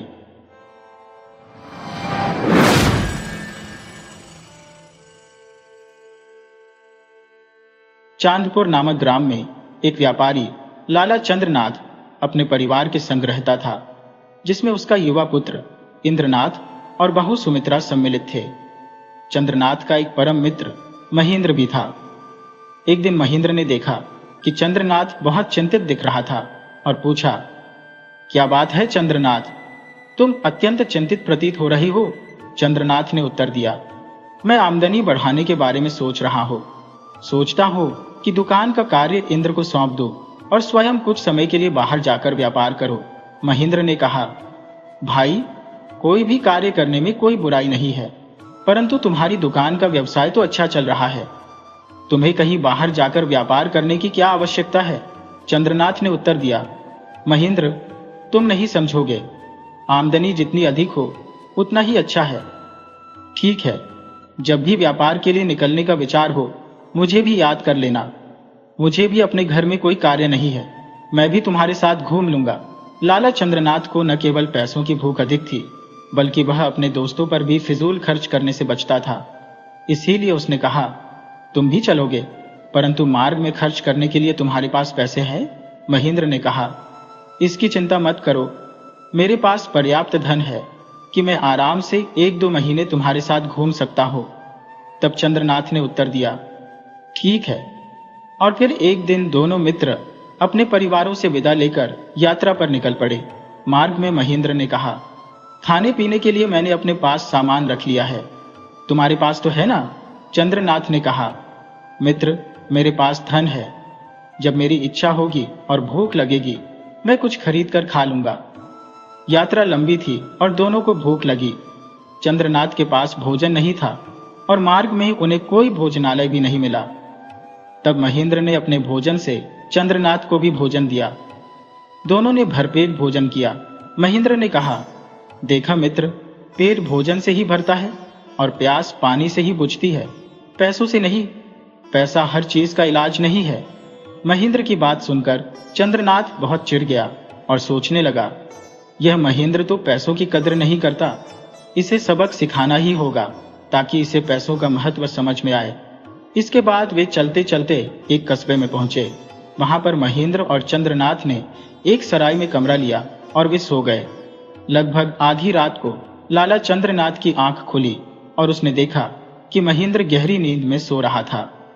चंद्रनाथ सोचने लगा कि यह अच्छा मौका है, अगर मैं महेंद्र का सारा पैसा गायब कर दूं तो उसे पैसे का महत्व समझाने में आसानी होगी। यह सोचकर चंद्रनाथ ने महेंद्र की गठरी से उसका सारा माल और धन चुरा लिया। सुबह हुई तो दोनों मित्र उठे। महेंद्र को सपने में भी यह आशंका नहीं थी कि उसका दोस्त चंद्रनाथ भी उसका धन चुरा सकता है, इसलिए उसने अपना सामान तक नहीं देखा और दोनों चल पड़े। लाला चंद्रनाथ ने कहा, यहां से हम धवलपुरी गांव चलेंगे, किंतु हमारा रास्ता बड़ा ही दुर्गम है, तो हमें घोड़ों पर बैठकर तय करना होगा। वे दोनों चलते चलते एक घुड़साल में पहुंचे, जहां वे घोड़े किराए पर ले सकते थे। चंद्रनाथ और महेंद्र ने अपने अपने लिए घोड़े पसंद किए और फिर घुड़साल के मालिक के पास घोड़ों का किराया देने पहुंचे। लाला चंद्रनाथ ने तो अपने घोड़े का किराया दे दिया, परंतु जब महेंद्र ने अपनी गठरी खोली तो वह सन्न रह गया। ओह नहीं, मेरा सारा धन गायब है, अच्छी तरह से देख लो महेंद्र, धन तो तुम्हारी ही गठरी में होना चाहिए, ऐसे अचानक भला कैसे गायब हो सकता है? मैंने बहुत ही अच्छी तरह से देखा है मित्र, मेरा धन गायब हो चुका है, फिर तुम घोड़े किराए पर कैसे लोगे मित्र? ऐसा करो, थोड़ा सा धन तुम मुझे उधार दे दो। महेंद्र की बात सुनकर चंद्रनाथ जोर जोर से हंसने लगा और कहने लगा, क्यों मजाक करते हो मित्र? जानते नहीं, उधार प्रेम की कैंची होता है। तुम्हें उधार देकर मैं तुम जैसे दोस्त को खोना नहीं चाहता, तब तो फिर मुझे अपना सफर यहीं पर खत्म करना पड़ेगा। ठीक कहते हो तुम, भला बिना पैसे के सफर कैसे हो सकता है? आखिर पैसा सबसे बड़ी चीज है, पैसा हर चीज का इलाज है, पैसे के बिना आप कुछ भी नहीं कर सकते। अब तो तुम मान ही गए ना मित्र? रसाल का मालिक उनकी बातें सुन रहा था। अचानक वह आया और बोल पड़ा, नहीं नहीं, पैसा कोई बड़ी चीज नहीं है, पैसा तो हाथ का मैल है जो आता जाता रहता है, बड़ी चीज है इंसानियत। आप घोड़ा ले जाइए महेंद्र जी, पैसे फिर कभी आते रहेंगे। इस प्रकार घुड़साल के मालिक तोताराम ने महेंद्र को बिना किराए के ही घोड़ा दे दिया। तब महेंद्र ने कहा, देख लिया चंद्रनाथ, पैसा सबसे बड़ी चीज नहीं होता, पैसे से बड़ी चीज है इंसानियत, पैसा हर चीज का इलाज नहीं है। चंद्रनाथ एक बार फिर से मन ही मन सोचने लगा, उफ, ये फिर से मुझे उपदेश देने लगा। 3-4 घंटों के बेहद उबड़ खाबड़ रास्तों से चलकर वे दोनों धवलगिरी गांव में पहुंचे, जहां चारों ओर सुगंध का साम्राज्य था। चंद्रनाथ ने कहा, यह जगह वास्तव में सुगंधों का प्रदेश है।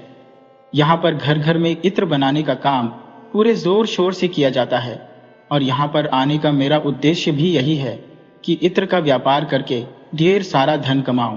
फिर वे दोनों वहां के प्रसिद्ध इत्र के व्यापारी के पास गए और वहां पर चंद्रनाथ ने काफी मात्रा में इत्र खरीद लिया।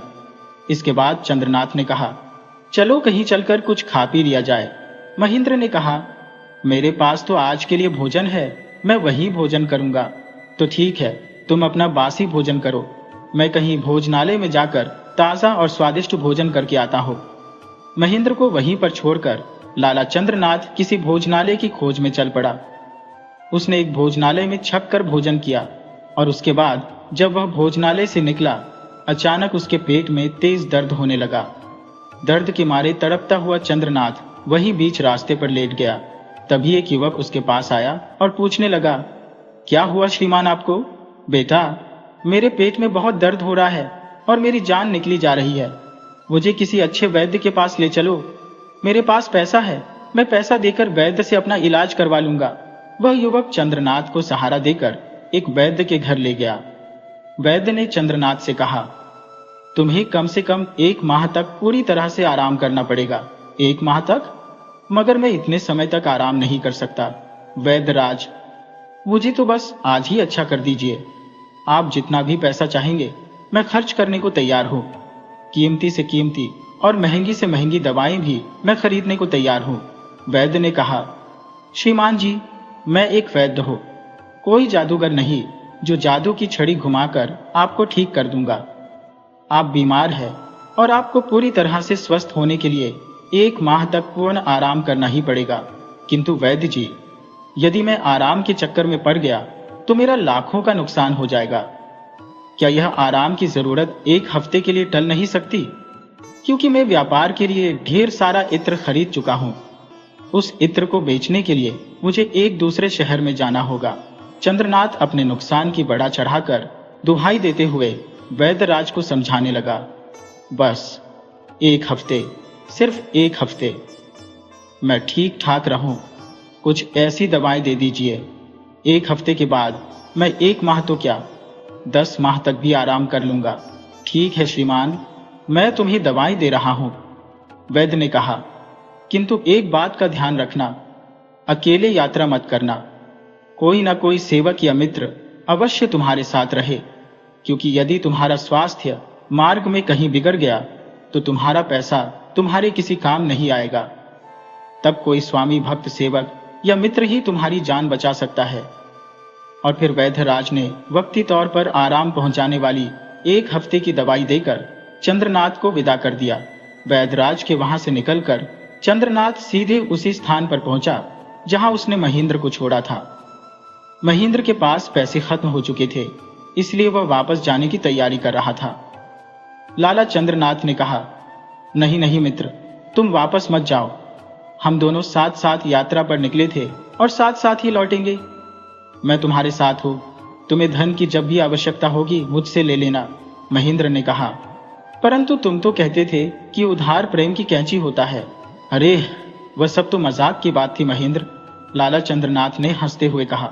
जैसे तैसे लाला चंद्रनाथ ने अपने मित्र महेंद्र को अपने साथ रहने के लिए मना लिया और फिर वे दोनों एक बैलगाड़ी पर बैठकर आगे की यात्रा करने लगे।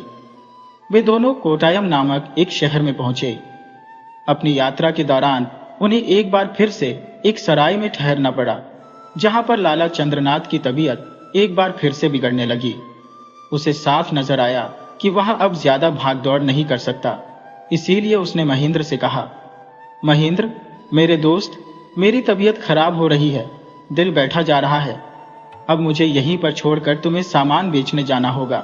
महेंद्र ने कहा, किंतु मैं तो इस व्यापार के बारे में कुछ नहीं जानता चंद्रनाथ, वह सब मैं तुम्हें समझा दूंगा। चंद्रनाथ ने समझाया, मैं तुम्हें व्यापारियों के पते भी दूंगा और अपने लाभ में तुम्हें 10% का भाग भी दूंगा। फिर चंद्रनाथ ने भली भांति समझाकर महेंद्र को इत्र के व्यापारियों से मिलने के लिए भेज दिया और खुद सराय में रहकर आराम करने लगा। महेंद्र ने चंद्रनाथ के बताए हुए पतों पर संपर्क करके अच्छे मुनाफे पर वह सारा इत्र बेच दिया और फिर वापस सराय में लौट आया। वापस आकर महेंद्र ने देखा कि उसके दोस्त की तबीयत और भी ज्यादा खराब हो चुकी थी। तब चंद्रनाथ ने कहा, महेंद्र मेरे दोस्त, मुझे लगता है कि अब मैं ज्यादा दिनों तक जीवित नहीं रहूंगा, इसलिए तुम्हें मेरा एक काम करना होगा। मैं 4 महीनों के खर्च के लिए पैसा अपने पास रख लेता हूँ, बाकी पैसा तुम अपने कस्बे चांदपुर में ले जाओ और मेरे बेटे इंद्रनाथ को सौंप देना। उससे यह भी कह देना कि अगर मैं 4 महीने बाद जीवित लौट आया तो इस व्यापार का सारा धन उससे ले लूंगा, इसलिए धन में से एक कौड़ी भी खर्च न करें। महेंद्र ने कहा, यह सब तो ठीक है, किंतु तुम्हें इस हालत में छोड़कर मैं नहीं जा सकता। जिद मत करो महेंद्र, चंद्रनाथ ने उत्तर दिया। मैं यहाँ मरने के लिए नहीं, बल्कि अपनी बीमारी से लड़कर स्वयं को अच्छा करने के लिए रुक रहा हूँ। मुझे मालूम है कि बीमारी की दशा में अकेले रहना उचित नहीं है, किंतु अगले 5 दिनों के लिए मेरे पास ऐसी दवा है जिससे मैं बीमारी के किसी भी घातक हमले से बच सकता हूँ, महेंद्र ने कहा। किंतु फिर भी तुम्हारी देखभाल के लिए, तुम्हारी सेवा के लिए कोई ना कोई तो तुम्हारे पास रहना ही चाहिए मित्र। उसके लिए मैंने सराय के मालिक से कह दिया है, वह एक स्वामी भक्त नौकर का प्रबंध कर देगा, चंद्रनाथ ने समझाया। तब महेंद्र ने कहा, किंतु चंद्रनाथ, तुम्हारे पास तो बहुत पैसा है, क्यों ना तुम किसी वैद्य के मुंह पर ढेर सारा पैसा दे मारो, जिससे वह तुम्हें महीनों की जगह दिन और दिनों की जगह घड़ी 2 घड़ी में ही अच्छा कर दे। मुस्करी मत करो मित्र, चंद्रनाथ ने गंभीरता से कहा, जबकि तुम खुद ही कहते थे कि पैसा हर चीज का इलाज नहीं है। कुछ देर की औपचारिक बातों के बाद महेंद्र वापस लौटने को मान गया। महेंद्र के जाने के बाद चंद्रनाथ के कमरे में सराय के मालिक द्वारा भेजा गया एक नौकर आया। मेरा नाम रामू है मालिक, सराय के मालिक जी ने मुझे आपकी सेवा के लिए भेजा है। रामू, तुम यहाँ पर किसी वैद्य या हकीम को जानते हो तो मुझे वहां पर ले चलो। रामू एक बड़ा ही होशियार नौकर था। उसने तुरंत एक पालकी का प्रबंध किया और अपने मालिक चंद्रनाथ को वहां के एक बड़े ही प्रसिद्ध वैद्य के पास ले गया। तब वैद्य ने कहा, तुम्हें क्या तकलीफ है माशे? वैद्यराज, मेरे सीने में दर्द रहता है और ऐसा लगता है कि जान ही निकल जाएगी। तुम्हें एक नहीं बल्कि कई शिकायतें हैं, वैद्य ने कहा। निश्चित तौर पर तुम्हारा खाने पीने का समय ठीक नहीं है। कभी किसी वक्त तुम खाना खाते हो तो कभी छोड़ देते हो। आपने बिल्कुल सही कहा वैद्यराज, मेरे साथ ऐसा ही हो रहा है। तो सुनो, वैद्य ने कहा। चंद्रनाथ, टाइम से 40 मील दूर एक पहाड़ी प्रदेश है गिरिवन। तुम वहां जाकर 1 महीने तक रहो। साथ ही मैं तुम्हें कुछ औषधियां दे रहा हूं। यकीन मानो, सिर्फ 1 महीने में ही तुम्हारी बीमारी ऐसे गायब हो जाएगी जैसे गद्दे के सिर से सींग। वैद्य जी, मैं आपकी हर बात मानने को तैयार हूं, बस आप किसी तरह मुझे शीघ्र स्वस्थ कर दीजिए। गिरिवन की जलवायु और वहां का स्वास्थ्यवर्धक पानी तुम्हें बहुत ही जल्दी अच्छा कर देगा। फिर वैद्य जी ने चंद्रनाथ को महीने भर की औषधियां दी और परहेज बताए। अंत में पुनः गिरिवन जाकर रहने की सलाह दी। चंद्रनाथ रामू को साथ लेकर उसी रोज गिरिवन के लिए रवाना हो गया। गिरिवन का इलाका वास्तव में बड़ा खूबसूरत था। वहां एक बहुत ही अच्छे मकान में उसके रहने का प्रबंध किया गया। चंद्रनाथ वहीं रहकर स्वास्थ्य लाभ लेने लगा। गिरिवन में रहते हुए उसे 15 दिन हो गए। वह काफी हद तक स्वयं को स्वस्थ महसूस कर रहा था। 16वें दिन जब चंद्रनाथ अपने बाग में टहल रहा था तो अचानक उसे किसी के गाने का स्वर सुनाई दिया। वह सोचने लगा, कितनी मीठी आवाज है, कौन गा रहा है, जरा चलकर देखो तो सही। जब वह गाने की आवाज की दिशा में चला तो उसने देखा कि एक अंधी भिखारिन वहां पर बैठी हुई भजन गा रही थी। वो एकाएक चुप हो गई। अरे, तुम चुप क्यों हो गई? गाओ ना, चंद्रनाथ ने कहा। क्षमा कीजिए, मैं सिर्फ अपनी मर्जी से और अपने सुख के लिए गाती हूँ। अरे, हम मुफ्त में गाने को नहीं कहते, हम तुम्हें पैसे भी देंगे। मुझे पैसों की जरूरत नहीं है सेठ जी, पैसे देकर आप किसी और से गवा लीजिए, किंतु हमें तो तुम्हारा ही गाना सुनना है। तो ठीक है, मेरे गाने का इंतजार कीजिए। मैं गाना गाती जरूर हूँ, परंतु अपनी मर्जी से, किसी और की मर्जी से नहीं। अजीब हो तुम, अंधी हो, भिखारिन भी हो, फिर भी इतना घमंड। जानती हो, पैसा बहुत बड़ी चीज है। पैसे से हर चीज खरीदी जा सकती है, सारे सुख इकट्ठे किए जा सकते हैं। नहीं सेठ जी, पैसा हर चीज का इलाज नहीं है। पैसे से सारे सुख नहीं खरीदे जा सकते। अरे, तुम क्या जानो पैसे की ताकत। हम बीमार थे, हमने पैसा खर्च किया और ठीक होते जा रहे हैं। गलत ख्याल है आपका। आप पैसे की ताकत से नहीं, बल्कि वैद्यराज की दवाएं और उनकी सलाह व परहेज के कारण ठीक हो रहे हैं। अरे, तुम तो हमारे बारे में बहुत कुछ जानती हो। जी हाँ, आपके नौकर रामू से मेरी थोड़ी सी बोलचाल हो गई है। उसे भी मेरा गाना बहुत पसंद है। ओहो, तो उसे भी तुम अपना गाना सुनाती हो, फिर हमें सुनाने में कैसा ऐतराज है? हम तुम्हें बहुत सा पैसा भी देंगे। सेठ जी, आप फिर से पैसों का रौब दिखाने लगे। यदि आपको पैसों का इतना ही घमंड है तो आप पैसों से मुझे आंखें दिलवा दीजिए, मेरी मरी हुई माँ को जिंदा करवा दीजिए, फिर मैं आपको गाना अवश्य सुनाऊंगी।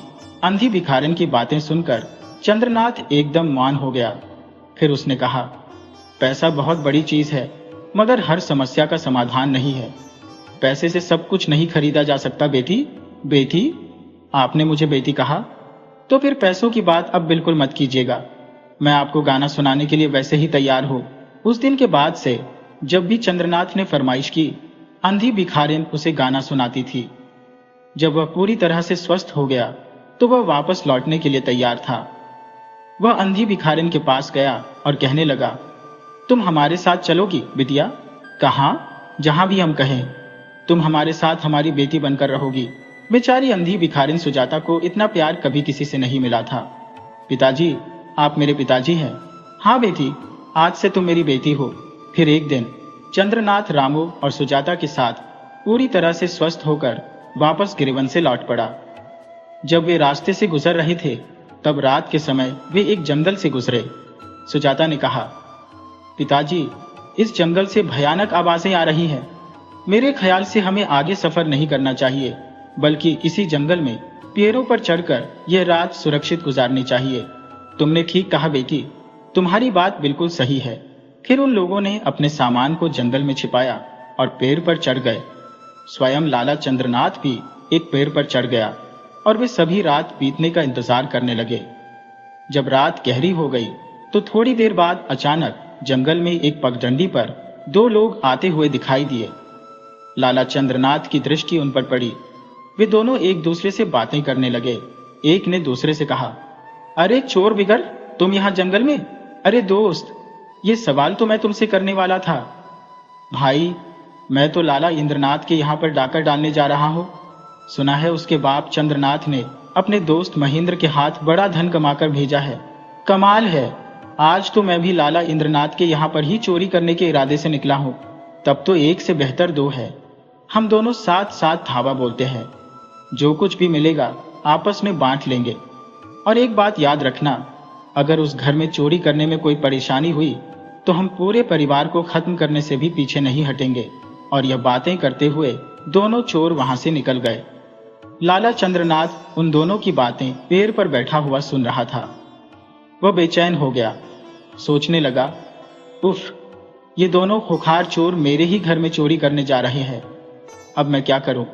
कैसे इन्हें रोकूं? इनका मुकाबला तो सिर्फ राजा के सैनिक ही कर सकते हैं और उन्हें बुलाने के लिए मुझे दिन होने का इंतजार करना पड़ेगा और तब तक मैं लुट जाऊंगा। लाला चंद्रनाथ अभी तक इन घटनाओं पर विचार कर ही रहा था कि अचानक उसे फिर से कुछ आवाजें सुनाई दी। उसने देखा दो व्यक्ति जो कि लंबे चौड़े और अत्यंत खतरनाक प्रकृति के थे।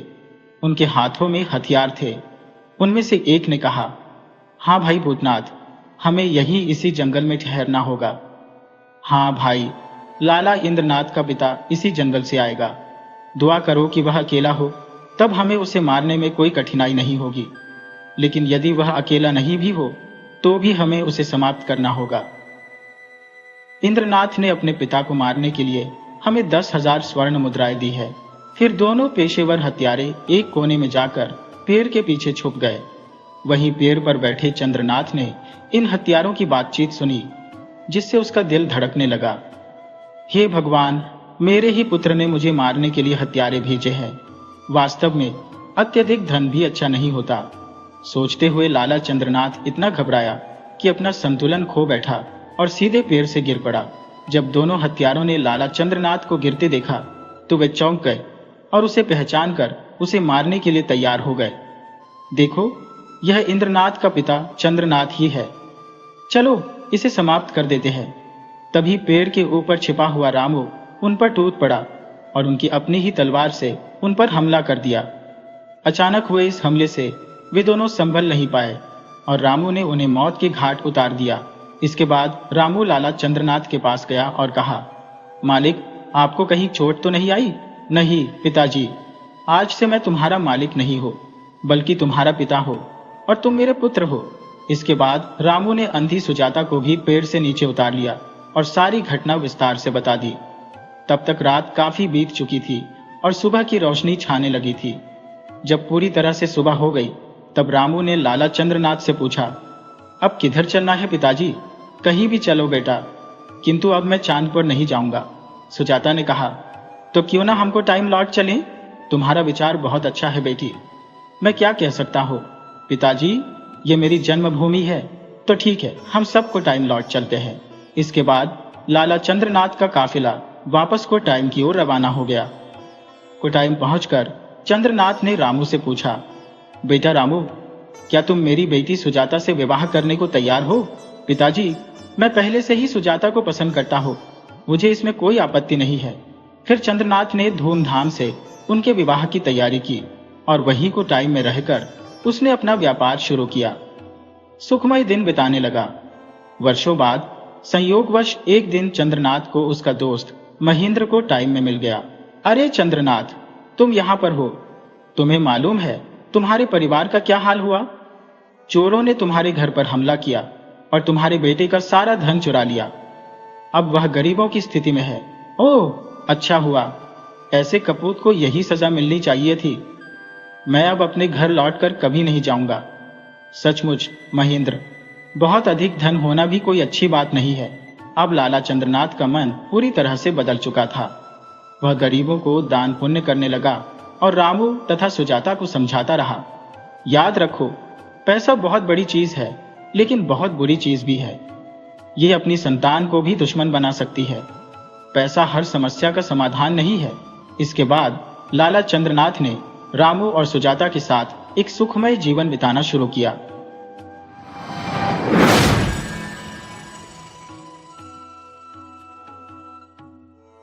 परम नगर नामक राज्य पर राजा श्यामल देव का शासन था और प्रजा उसे अत्यंत स्नेह करती थी। उसके देहांत के बाद उसका इकलौता पुत्र विमल देव को राजगद्दी पर आसीन किया गया। विमल देव भी अपने पिता की तरह ही अत्यंत बुद्धिमान था और राजकाज को बड़े ही निपुणता से संभालने लगा। लेकिन राजा विमल देव एक अत्यंत कंजूस व्यक्ति था। असहाय और दुखी लोगों को देखकर भी उसके हृदय में दया नहीं आती थी।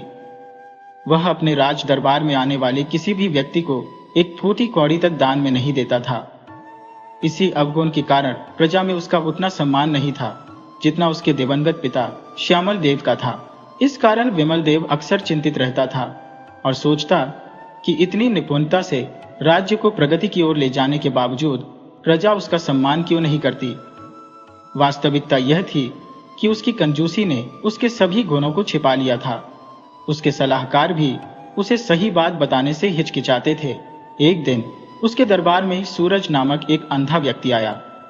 वह राजा से कहने लगा, महाराज, मेरा नाम सूरज है। मैं जन्म से अंधा हूं, लेकिन मुझ में 3 विशेषताएं हैं। मैं राज दरबार में अपनी उन 3 विशेषताओं को प्रदर्शित करना चाहता हूं। राजा ने उत्तर दिया, तुम अंधे हो, भला अंधा व्यक्ति क्या कमाल दिखा सकता है? सूरज ने कहा, महाराज, मैं अंधा अवश्य हूं, लेकिन मेरी विशेषताओं को देखकर आप चकित रह जाएंगे। राजा ने कहा, ठीक है, हमें कोई आपत्ति नहीं है, दिखाओ तुम क्या दिखाना चाहते हो। सूरज ने कहा, अलग अलग धातुओं के सिक्के मनवाए जाए और उन्हें आपस में मिलाकर एक ढेरी के रूप में मेरे सामने रखा जाए। मैं केवल छूकर बता सकता हूं कि कौन सा सिक्का किस धातु का बना हुआ है। यह सुनकर राजा ने अपने मंत्री को आदेश दिया। मंत्री ने तुरंत खजाने से सोने, चांदी और पीतल के सिक्के मनवाए। सिक्कों को मिलाकर उनका ढेर अंधे सूरज के सामने लगा दिया गया। सूरज ने ढेर में से एक सिक्का उठाया, उसे मुट्ठी में बंद करके कुछ देर तक हिलाने लगा और फिर उसने कहा, महाराज, यह सोने का सिक्का है। इसी प्रकार सूरज ने दूसरा सिक्का उठाया और वह चांदी का था। शीघ्र ही उसने सोने, चांदी और पीतल के सिक्कों की अलग अलग ढेरियां बना दी। राजा विमल यह देखकर हैरान हो गया। उसने पूछा, सूरज, अंधे होते हुए भी तुमने सिक्कों की पहचान कैसे की? सूरज ने उत्तर दिया, महाराज, सभी सिक्के एक ही आकार के हैं, लेकिन अलग अलग धातुओं के होने के कारण इनके वजन में भिन्नता है। मैं हाथ में लेते ही किसी भी वस्तु का वजन जान लेता हूं। मैंने इसी के बल पर सोने, चांदी और पीतल के सिक्कों की पहचान की है। सूरज की बात सुनकर राजा बहुत प्रसन्न हो गया और कहने लगा, सूरज, तुम तो वास्तव में अक्लमंद हो। हम तुमसे अत्यंत खुश हैं। अब हमें अपनी दूसरी खूबी के बारे में बताओ। सूरज ने उत्तर दिया, महाराज, अपनी दूसरी खूबी के बारे में मैं आपको कल बताऊंगा। राजा ने अपने मंत्री को आदेश दिया, मंत्री जी, सूरज को 5 मुट्ठी गेहूं दे दिया जाए। 5 मुट्ठी गेहूं लेकर सूरज अपने घर वापस चला गया। अगले दिन वह फिर से राज दरबार में हाजिर हुआ और कहने लगा, महाराज, मैं राज दरबार में उपस्थित किसी भी व्यक्ति के हाथ को छूकर उसके ओहदे के बारे में बता सकता हूँ कि वह किस पद पर काम कर रहा है। तब राजा विमल देव अपनी जगह से उठा। उसने सेनापति और अपने खजांची को अपने साथ लिया और सूरज के सामने जाकर खड़ा हो गया। विमल देव के इशारे पर सेनापति और खजांची ने अपना अपना हाथ अंधे सूरज के हाथ में दे दिया और फिर राजा ने अपना दायां हाथ भी सूरज के हाथ में दे दिया। सूरज ने एक एक करके तीनों के हाथों पर अपना हाथ फिराया। इसके बाद वह कहने लगा, इन तीनों हाथों में से एक हाथ महाराज का है, दूसरा सेनापति का और तीसरा खजांची का। यह सुनते ही सारा राज दरबार हक्का बक्का रह गया। तब राजा ने पूछा, यह तो बताओ सूरज कि तुमने हम तीनों के हाथों के द्वारा हमारी सही पहचान किस प्रकार की? सूरज ने उत्तर दिया, महाराज, आप राजा हैं। राजा मेहनत का कोई भी काम नहीं करता, इसीलिए राजा के हाथों में एक विशेष प्रकार की कोमलता होती है। आपके हाथ की उस कोमलता के कारण ही मैंने आपकी पहचान की। इसी प्रकार सेनापति युद्ध के मैदान में कठोर से कठोर हथियारों को अपने हाथों में लेता है, इसीलिए सेनापति के हाथ में ऐसी कठोरता आ जाती है जो शस्त्रों को अपने हाथों में लेने से आती है। उसी कठोरता के कारण मैंने सेनापति जी की पहचान की। इसी प्रकार खजांची के हाथों में से अलग अलग तरह के सिक्के एक जगह से दूसरी जगह जाते हैं, जिसके कारण खजांची के हाथों में एक विशेष प्रकार का खुरदरापन आ जाता है। इसी खुरदरेपन के कारण मैंने खजांची जी के हाथ को पहचान लिया। राजा कहने लगा, सूरज, तुम तो बहुत ही अद्भुत खूबियों के मालिक हो। विमल देव के आदेश पर उस दिन अंधे सूरज को 10 मुट्ठी गेहूं दे दिया गया। तीसरे दिन सूरज एक बार फिर से राज दरबार में हाजिर हुआ और कहने लगा, महाराज, आज मैं आपको अपनी तीसरी खूबी दिखाना चाहता हूँ। राजा बोला, सूरज, हम भी तुम्हारी तीसरी खूबी के बारे में जानने के लिए बहुत ही उत्सुक हैं। बताओ, तुम्हारी तीसरी खूबी कौन सी है? महाराज, मेरी तीसरी विशेषता यह है कि मैं किसी भी व्यक्ति के व्यवहार से उसके बारे में एक गूढ़ रहस्य उद्घाटित कर सकता हूं। अच्छा, तो मेरे बारे में कुछ बताओ, राजा ने कहा। सूरज ने उत्तर दिया, माफ कीजिए महाराज, मैं आपके बारे में कुछ नहीं बता सकता। लेकिन क्यों? राजा ने पूछा। सूरज ने राजा की बात का कोई उत्तर नहीं दिया। यह देखकर राजा विमल देव और भी अधिक उत्सुक हो गया। उसने कहा, सूरज, डरो नहीं, जो कुछ भी कहना चाहते हो बिना डरे कहो। मैं वचन देता हूं कि तुम्हें कोई हानि नहीं होगी। अब सूरज के पास कोई और विकल्प नहीं था। वह कहने लगा, ठीक है महाराज, मैं आपके बारे में बताने के लिए तैयार हूं, लेकिन यहाँ नहीं बल्कि एकांत स्थान पर। राजा विमल देव सूरज को अपने साथ एक दूसरे कक्ष में ले गया, जहां उन दोनों के अलावा और कोई नहीं था। सूरज ने कहा, यहाँ पर एकांत है, आप बिना डरे मेरे बारे में मुझे बता सकते हो। तो सुनिए महाराज, आप वास्तव में एक राजपुत्र नहीं है, आप एक भिखारी के पुत्र हैं। यह सुनते ही राजा को क्रोध आ गया। क्या बकते हो सूरज? राजा गरज उठा। मैं सच कहता हूं महाराज, सूरज ने शांतिपूर्वक उत्तर दिया। हम अभी तुम्हारी इस धृष्टता के लिए तुम्हारा सिर धड़ से अलग कर सकते हैं, लेकिन क्योंकि हमने तुम्हारी जान बख्शने का वचन दिया है, इसलिए हम तुम्हें मार नहीं सकते। महाराज, क्रोध न करें। आप इसी समय राजमाता के पास जाकर अपने जन्म के बारे में पूछें। मुझे पूरा विश्वास है कि वह मेरी बात का समर्थन करेंगी। यदि मेरी बात झूठी हुई तो आप खुशी से मेरी गर्दन धड़ से अलग करवा सकते हैं। ठीक है सूरज, हम अभी जाकर राजमाता से इस बारे में पूछते हैं। विमल देव ने सूरज को उसी कक्ष में बंद करके राजमाता से मिलने का निश्चय किया। विमल देव ने राजमाता कल्याणी के पास जाकर पूछा, राजमाता, सच सच बताइए कि मैं किसका पुत्र हूँ? बेटा, तुम मेरे पुत्र हो और किसके पुत्र हो? राजमाता ने उत्तर दिया, नहीं माँ, आप सच नहीं बोल रही है। आपको मेरी सौगंध, सच सच बताइए। विमल देव, तुमने अपनी सौगंध दिलाकर अच्छा नहीं किया। और फिर कुछ सोचने के बाद राजमाता कहने लगी, बेटा, अगर तुम जानना ही चाहते हो तो सुनो। आज से 25 वर्ष पहले की बात है, जब मैं गर्भवती थी। उस रात मैंने एक मृत बच्चे को जन्म दिया था। बच्चे को जन्म देने के साथ ही मैं बेहोश हो गई थी। ये सूचना दासियों के द्वारा महाराज और राजवैद्य तक पहुंचाई गई थी। राजवैद्य ने उस समय महाराज को यह सलाह दी थी कि जब मैं होश में आऊंगी और मुझे इस बारे में पता चलेगा कि मैंने एक मरे हुए बच्चे को जन्म दिया है, तो निश्चित ही मेरी मानसिक स्थिति बिगड़ जाएगी और मैं पागल हो जाऊंगी। इसीलिए मेरे होश में आने से पहले ही किसी दूसरे बच्चे का प्रबंध किया जाए और उस बच्चे को मेरे पास सुला दिया जाए, ताकि होश में आने पर मैं उस बच्चे को अपना बच्चा समझूं, वरना सदमे के कारण मैं पागल हो जाऊंगी। ये बात जानकर महाराज बहुत ही चिंतित हो गए और तुरंत ही महल से बाहर निकले। वे किसी नवजात बच्चे की खोज में नगर में काफी देर तक घूमते रहे। आखिरकार उन्हें एक मंदिर के बाहर एक भिखारिन बेशुद्ध अवस्था में पड़ी हुई दिखाई दी। उसके बगल में ही एक नवजात शिशु था। महाराज ने तुरंत उस नवजात शिशु को उठा लिया और मेरे होश में आने से पहले ही उस बच्चे को मेरी बगल में रख दिया गया। जब मुझे होश आया तो मैंने उस बच्चे को ही अपना बच्चा माना और उसका पालन पोषण करने लगी। असल में भिखारी के पास से जो बच्चा उठाया गया था वह तुम ही थे। ये बात महाराज ने मुझे मरते समय बताई थी, जो आज मैंने तुम्हें बता दी। लेकिन बेटा, बेशक मैंने तुम्हें अपनी कोख से जन्म नहीं दिया, परंतु ईश्वर जानता है कि मैंने जी जान से तुम्हें अपने पुत्र की तरह पाला है। राजमाता, हमें आपसे शिकायत है कि आपने सच्चाई को जानते हुए भी हमें सच्चाई से अवगत नहीं कराया, राजा ने कहा। इसके बाद राजा विमल देव सीधा उस कमरे में पहुंचा जहां पर अंधे सूरज को कैद करके रखा गया था। राजा कहने लगा, सूरज, तुमने सही कहा था। राजमाता ने भी तुम्हारी बात की पुष्टि कर दी है। सूरज, ये बताओ कि तुमने अंधी होते हुए भी मेरे बारे में यह कैसे जाना कि मैं एक भिखारिन का पुत्र हूं। महाराज, मैंने आपके सामने अपनी असाधारण कला का प्रदर्शन किया।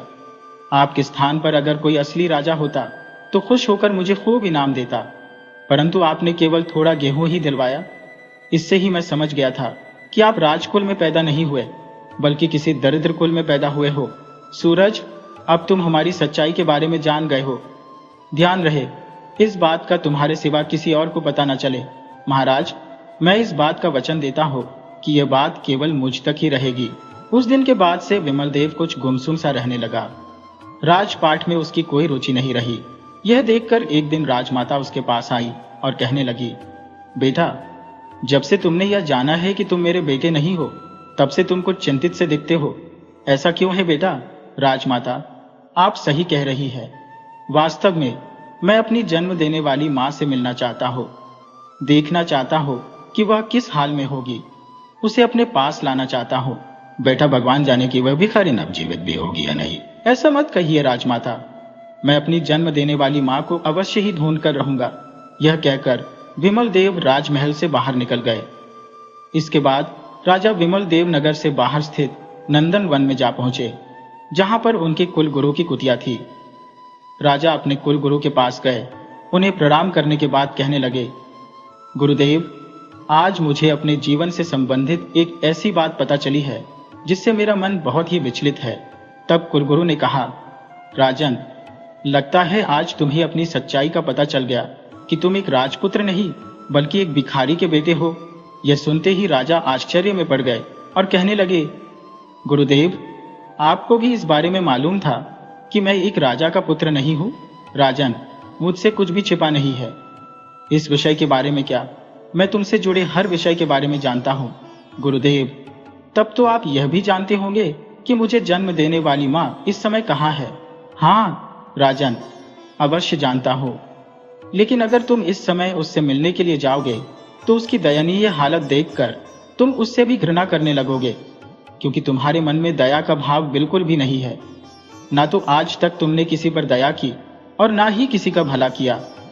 इसीलिए मेरी सलाह तो यह है कि तुम अपनी जन्म देने वाली मां से मिलने से पहले कुछ ऐसा कार्य करो जिससे दूसरों की भलाई हो और तुम्हारे मन में दया का भाव आए।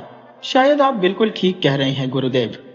अब आप ही बताइए कि मुझे क्या करना चाहिए। तो सुनो राजन, कदमपुर के राजा मणिचक्र के ऊपर जल्द ही विपत्तियों का पहाड़ टूटने वाला है। उसका पड़ोसी राजा केतसेन जल्दी ही उस पर आक्रमण करने वाला है। केतसेन की सेना कदमपुर की सेना से बहुत ही बड़ी और शक्तिशाली है। तुम्हें अपनी बुद्धि के बल से राजा मणिचक्र की सहायता करनी होगी और केतसेन को हराना होगा। ऐसा करने के बाद तुम मेरे पास आ जाना। ठीक है गुरुदेव, मैं यहाँ से सीधा कदमपुर ही जा रहा हूँ। विमल देव वहां से सीधे कदमपुर राज्य पहुंचे और राजा मणिचक्र के समक्ष उपस्थित होकर बोले, महाराज, मैं परम नगर का राजा विमल देव हूँ और आपकी सहायता के लिए आया हूँ। आपका पड़ोसी केतुसेन आपके राज्य पर आक्रमण करने के लिए अपनी विशाल सेना के साथ अग्रसर हो चुका है। यह सुनते ही राजा मणिचक्र भयभीत हो गए। उनका चेहरा भय से पीला पड़ गया। घबराइए मत महाराज, विमल देव ने कहा, मैं इसी सिलसिले में आपकी मदद करने के लिए आया हूँ। क्या आप मेरी सहायता के लिए अपनी सेना साथ लाए हैं? राजा मणिचक्र ने पूछा। महाराज, केतुसेन की विशाल सेना को परास्त करने के लिए किसी सेना की आवश्यकता नहीं है। उसके लिए मैं अकेला ही पर्याप्त हूँ। ऐसा कैसे हो सकता है राजन? उसकी सेना अत्यंत विशाल है महाराज, परंतु समय आने पर मैं आपको विश्वास दिलाता हूँ कि मैं उसकी सेना को ध्वस्त कर दूंगा। ठीक है राजन, मुझे आपकी बातों पर विश्वास है। उसी शाम राज्य का सेनापति राजा मणिचक्र के पास आया और कहने लगा, गजब हो गया महाराज, केतुसेन अपनी विशाल सेना के साथ हमारे राज्य की सीमा पर आ चुका है। विमल देव ने कहा, महाराज, आप चिंता न करें, मैं इस शत्रु की सेना को देखता हूं। राजन, आपकी बात पर मुझे विश्वास है। आप सचमुच बहुत बहादुर हैं। युद्ध के लिए आपको जितने भी सैनिक और अस्त्र शस्त्र चाहिए आप ले जा सकते हैं। महाराज, मुझे इन सब की आवश्यकता नहीं है। जब शत्रु अधिक शक्तिशाली हो तो अस्त्र शस्त्र काम नहीं आते, केवल बुद्धि ही काम आती है। आप तो मेरे लिए 30 बड़े बड़े मटके, 15 मरियल घोड़े, 1 कंबल, 1 करवा करेला, 30 गज कपड़ा और थोड़ी रस्सी का इंतजाम करवा दीजिए। ठीक है राजन, आपके कहने पर मैं इन चीजों का इंतजाम करवा देता हूँ, परंतु आप कहीं मेरी जगह हसाई न करवा दीजिएगा। आप उसकी चिंता न करें महाराज, विजय आपकी ही होगी। तब राजा मणिचक्र ने विमल देव के लिए मरियल घोड़े, मटके, कंबल आदि सब चीजें उपलब्ध करवा दी। राजन, आपने जो सामान बताया था वह सब मैंने इकट्ठा करवा दिया है। इसके बाद विमल देव ने एक व्यापारी का वेश धरा, घोड़ों पर सारा सामान लादा और नगर के बाहर चल दिए। वहां से निकलकर राजा विमल देव घोड़े और मटकों को लेकर सीधे नगर के बाहर एक शहद के व्यापारी के घर पहुंचे, जिसका शहद बेचने का कारोबार था। इस काम के लिए उसने हजारों मधुमक्खियां पाल रखी थी। ये मधुमक्खियां लकड़ी के बने हुए छोटे छोटे बक्सों में रखी गई थी। राजा ने स्वर्ण मुद्राओं से भरी हुई एक थैली उस व्यापारी को सौंपी और उसकी समस्त मधुमक्खियों को खरीद लिया। फिर अत्यंत सावधानी पूर्वक उन मधुमक्खियों को अपने साथ लाए हुए मटकों में भर दिया। इसके पश्चात उन मटकों के मुख को कपड़े से बांध दिया गया। ये सभी मधुमक्खियों से भरे हुए मटके उसने घोड़ों पर लदवाकर उस दिशा की ओर प्रस्थान किया जहां शत्रु सेना ने अपना शिविर डाला हुआ था। जब राजा एक व्यापारी के वेश में उस स्थान पर पहुंचे जहां केतुसेन की सेना ने पड़ाव डाला हुआ था, तो वे वहां पहरा दे रहे सिपाहियों के पास गए और बोले, मैं राजा मणिचक्र का दूत हूं। अपने राजा की ओर से मैं केतुसेन के लिए कुछ भेंट लेकर आया हूं। कृपया मुझे महाराज के पास ले चलिए। सिपाही उसे केतुसेन के पास ले गए। अपने घोड़ों और मटकों को राजा केतुसेन के खेमे के बाहर छोड़कर विमल देव ने करेले को एक रेशमी वस्त्र में लपेटकर खेमे में प्रवेश किया। उसे देखकर केतुसेन चौंक गए। कौन हो तुम? राजा केतुसेन ने पूछा। महाराज, मैं कदमपुर के राजा मणिचक्र का दूत हूँ। वे आपसे संधि करना चाहते हैं, इसीलिए मैं आपकी सेवा में कुछ उपहार लेकर आया हूँ। केतुसेन ने प्रसन्न होकर कहा। मैं तो पहले से ही जानता था कि राजा मणिचक्र हमारी कीर्ति से घबरा जाएगा। हमसे युद्ध करने की उसकी हिम्मत नहीं होगी, लेकिन वह इतनी जल्दी बिना लड़े ही हार मान लेगा, इस बात की मैंने कल्पना भी नहीं की थी। विमल देव मन ही मन सोचने लगे, घमंडी राजा, ये तो समय ही बताएगा कि कौन हारता है और कौन जीतता है। फिर राजा केतुसेन ने उत्सुकता से कहा, दूत, दिखाओ तो सही, तुम्हारे राजा ने हमारे लिए क्या उपहार भेजा है। यह सुनकर विमल देव आगे बढ़े और रेशमी कपड़े में लिपटा हुआ एक करेला महाराज को देते हुए बोले, लीजिए महाराज, हमारे महाराज की ओर से यह छोटी सी भेंट स्वीकार कीजिए। जब राजा केतुसेन ने देखा कि वह एक करेला है, तो वे कहने लगे, यह करवा करेला, इसे तुम उपहार कहते हो? क्या तुम्हारे राजा को इससे बेहतर वस्तु नहीं मिली उपहार के लिए? विमल देव ने उत्तर दिया, महाराज, आप भेजी गई वस्तु के रंग रूप पर मत जाइए। असल में करेला भेजकर हमारे महाराज आपको कदमपुर राज्य भेंट करना चाहते हैं। क्या मतलब है तुम्हारा? करेला और कदमपुर राज्य में भला क्या संबंध हो सकता है? राजा केतुसेन ने आश्चर्यचकित होकर पूछा। तो सुनिए महाराज, हमारे महाराज कहना चाहते हैं कि इस करेले में जितने उभार है वे सब कदमपुर के पर्वत है, जितनी रेखाएं हैं वे सब नदियां हैं। मगर जैसे करेले का स्वाद थोड़ा कसैला होता है, उसी तरह कदमपुर के निवासी अपनी वीरता से शत्रुओं की इच्छाओं को भी कसैला कर देंगे। मतलब यह कि अगर आप इन पर्वतों और नदियों को पार करते हुए भी कदमपुर के अंदर तक पहुंच गए तो वहां की जनता आपको स्वीकार नहीं करेगी। यह सुनते ही राजा केतुसेन भड़क गया और कहने लगा, दूत, तुम्हारी यह हिम्मत! जानते नहीं कि मैं अभी के अभी तुम्हारी गर्दन कटवा सकता हूं। राजा विमल देव ने उसी समय अपने हाथ जोड़ लिए और कहने लगे, क्षमा करें महाराज, अगर आपको यह उपहार पसंद नहीं आया तो भूल जाइए। असली उपहार तो खेमे के बाहर खड़े हुए 30 घोड़ों पर लदे हुए मटकों में है। जरा आप उन पर भी तो नजर फरमाइए। अच्छा, जैसे तुम्हारी यह भेंट है वैसे ही भेंट मटकों में भी होगी। हम अभी बाहर जाकर मटकों को तुड़वाते हैं। केतुसेन ने गुस्से में भिनभिनाते हुए कहा। वह अपने खेमे से बाहर निकला। इससे पहले कि केतुसेन अपने सिपाहियों को मटके तोड़ने का आदेश देता, दूत के रूप में आया हुआ विमल देव खेमे की दूसरी तरफ से बाहर निकलकर वहां से भाग गया। दूसरी तरफ क्रोध में तिलमिलाते हुए केतुसेन ने अपने सैनिकों को आदेश दिया, सैनिकों, घोड़ों पर लदे हुए इन सारे मटकों को फोड़ दो। मटके टूटते ही मधुमक्खियों के झुंड बाहर आए और उन्होंने सैनिकों पर हमला कर दिया। मधुमक्खियों के इस अचानक हुए हमले से सेना तितर बितर होने लगी। सैनिक इधर उधर भागने लगे, लेकिन मधुमक्खियां उन्हें कहां छोड़ने वाली थी। मधुमक्खियों ने सैनिकों को इतने डंक मारे कि वे सब अधमरे हो गए। यहां तक कि राजा केतुसेन भी उनकी चपेट में आ गया और बेहोश होकर वहीं पर गिर गया, जबकि विमल देव वहां से भागकर काफी दूर निकल चुके थे। और फिर वे सीधा राजा मणिचक्र के पास पहुंचे। बधाई हो महाराज, मैंने केतुसेन की विशाल सेना को अधमरा कर दिया है। आप इसी समय अपनी सेना को ले जाइए और राजा केतुसेन के साथ उसकी सारी सेना को बंदी बना लीजिए। सारी बात जानने के बाद मणिचक्र बहुत ही खुश हुए। वे तुरंत अपनी सेना को लेकर उस जगह पर पहुंचे जहां पर राजा केतुसेन और उसकी विशाल सेना अधमरी अवस्था में पड़ी हुई थी। शत्रु देश के सैनिकों और राजा केतुसेन को बंदी बना लिया गया। युद्ध पर विजय प्राप्त करने के बाद विमल देव ने मणिचक्र से कहा, महाराज, अब मुझे आज्ञा दीजिए। मुझे जल्दी ही अपने गुरुदेव के पास वापस लौटना है। और फिर राजा विमल देव शीघ्र ही अपने गुरुदेव के आश्रम जा पहुंचे। कुरगुरु ने कहा, मुझे अत्यधिक प्रसन्नता है विमल देव कि तुमने राजा मणिचक्र की सहायता की और अपनी बुद्धिमानी से उस पर आई विपत्ति को टाल दिया। गुरुदेव, अब आप मुझे बताइए कि मेरी माँ कहाँ पर है? राजा विमल देव ने पूछा। तुम्हारी भिखारी माँ इस समय चतरंगपुर राज्य में भीख मांगकर अपना पेट पाल रही है। उसका नाम अहिल्या है। राजा विमल देव उसी समय चतरंगपुर राज्य की ओर चल दिए। वहां पहुंचते ही उन्हें नगर में एक भिखारी सड़क के किनारे भीख मांगती दिखाई दी। वे सोचने लगे कि कहीं यह मेरी माँ तो नहीं।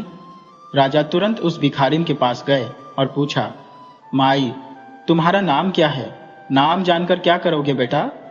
जो कुछ भीख देनी है दे दो। भिखारिन ने कहा, माई, मैं यहाँ पर अपनी माँ को ढूंढ रहा हूँ। क्या यहाँ पर अहिल्या नाम की कोई भिखारी है? राजा ने पूछा। हाँ, अहिल्या नाम की एक भिखारिन है जो राजमहल के बाहर बैठकर भीख मांगती है, उसने उत्तर दिया। यह सुनते ही राजा विमल देव तुरंत राजमहल की ओर चल पड़े। सचमुच वहां पर राजभवन के सामने एक भिखारिन बैठी हुई भीख मांग रही थी। राजा तुरंत उसके पास गए और पूछा, माई, तुम्हारा नाम क्या है? बेटा, वो बुढ़िया का नाम जानकर क्या करोगे? उसने उत्तर दिया। क्यों माई, क्या मैं अपनी माँ का नाम नहीं जान सकता? क्या तुम्हारा नाम अहिल्या नहीं है? राजा ने पूछा। हाँ बेटा, मेरा नाम अहिल्या है, लेकिन मेरा तो कोई बेटा नहीं है। तो फिर तुम मुझे माँ क्यों कहते हो? उसने आश्चर्य से पूछा। माँ, आज से 25 वर्ष पहले तुम्हारा एक बेटा था। याद करो, जब तुम बेटे को जन्म देने के बाद बेहोश अवस्था में एक मंदिर के बाहर पड़ी हुई थी। राजा ने कहा। ये बातें सुनकर अहिल्या कुछ आश्चर्य में पड़ गई। धीरे धीरे जब उसने अपने दिमाग पर जोर दिया तो उसे सारी बातें याद आने लगी। राजा विमल देव ने अपनी माँ को अपनी बीती हुई सारी कहानी सुनाई कि किस तरह से उनके बेटे को उठाकर राजमहल में पहुंचा दिया गया था। सारी बात जानने के बाद माँ को सब कुछ याद आ गया। माँ और बेटे दोनों की आंखों में आंसू आ गए और वे एक दूसरे से लिपटकर रोने लगे। तब राजा विमल देव ने कहा, चलो माँ, अब मैं तुम्हें अपने साथ ले जाने आया हूं। आज से मेरे महल में एक नहीं बल्कि दो दो राजमाताएं होंगी। इसके बाद राजा विमल देव अपनी जन्म देने वाली माँ को लेकर अपने महल में वापस लौट आए। उन्होंने अपनी जन्म देने वाली माँ को अपनी राजमाता से मिलवाया और कहा, माँ, यह मेरी जन्म देने वाली माँ है। मैं इन्हें अपने साथ ही महल में रखना चाहता हूँ। राजमाता ने कहा, विमल देव, आज से अहिल्या बहन तुम्हारी माँ ही नहीं बल्कि मेरी छोटी बहन भी है। आज से यह मेरे साथ ही रहेगी। राजा विमल देव उस दिन के बाद से अपनी दोनों माताओं के साथ बड़ी ही खुशी से रहने लगे। साथ ही साथ उन्होंने अपनी कंजूसी की आदत भी छोड़ दी थी।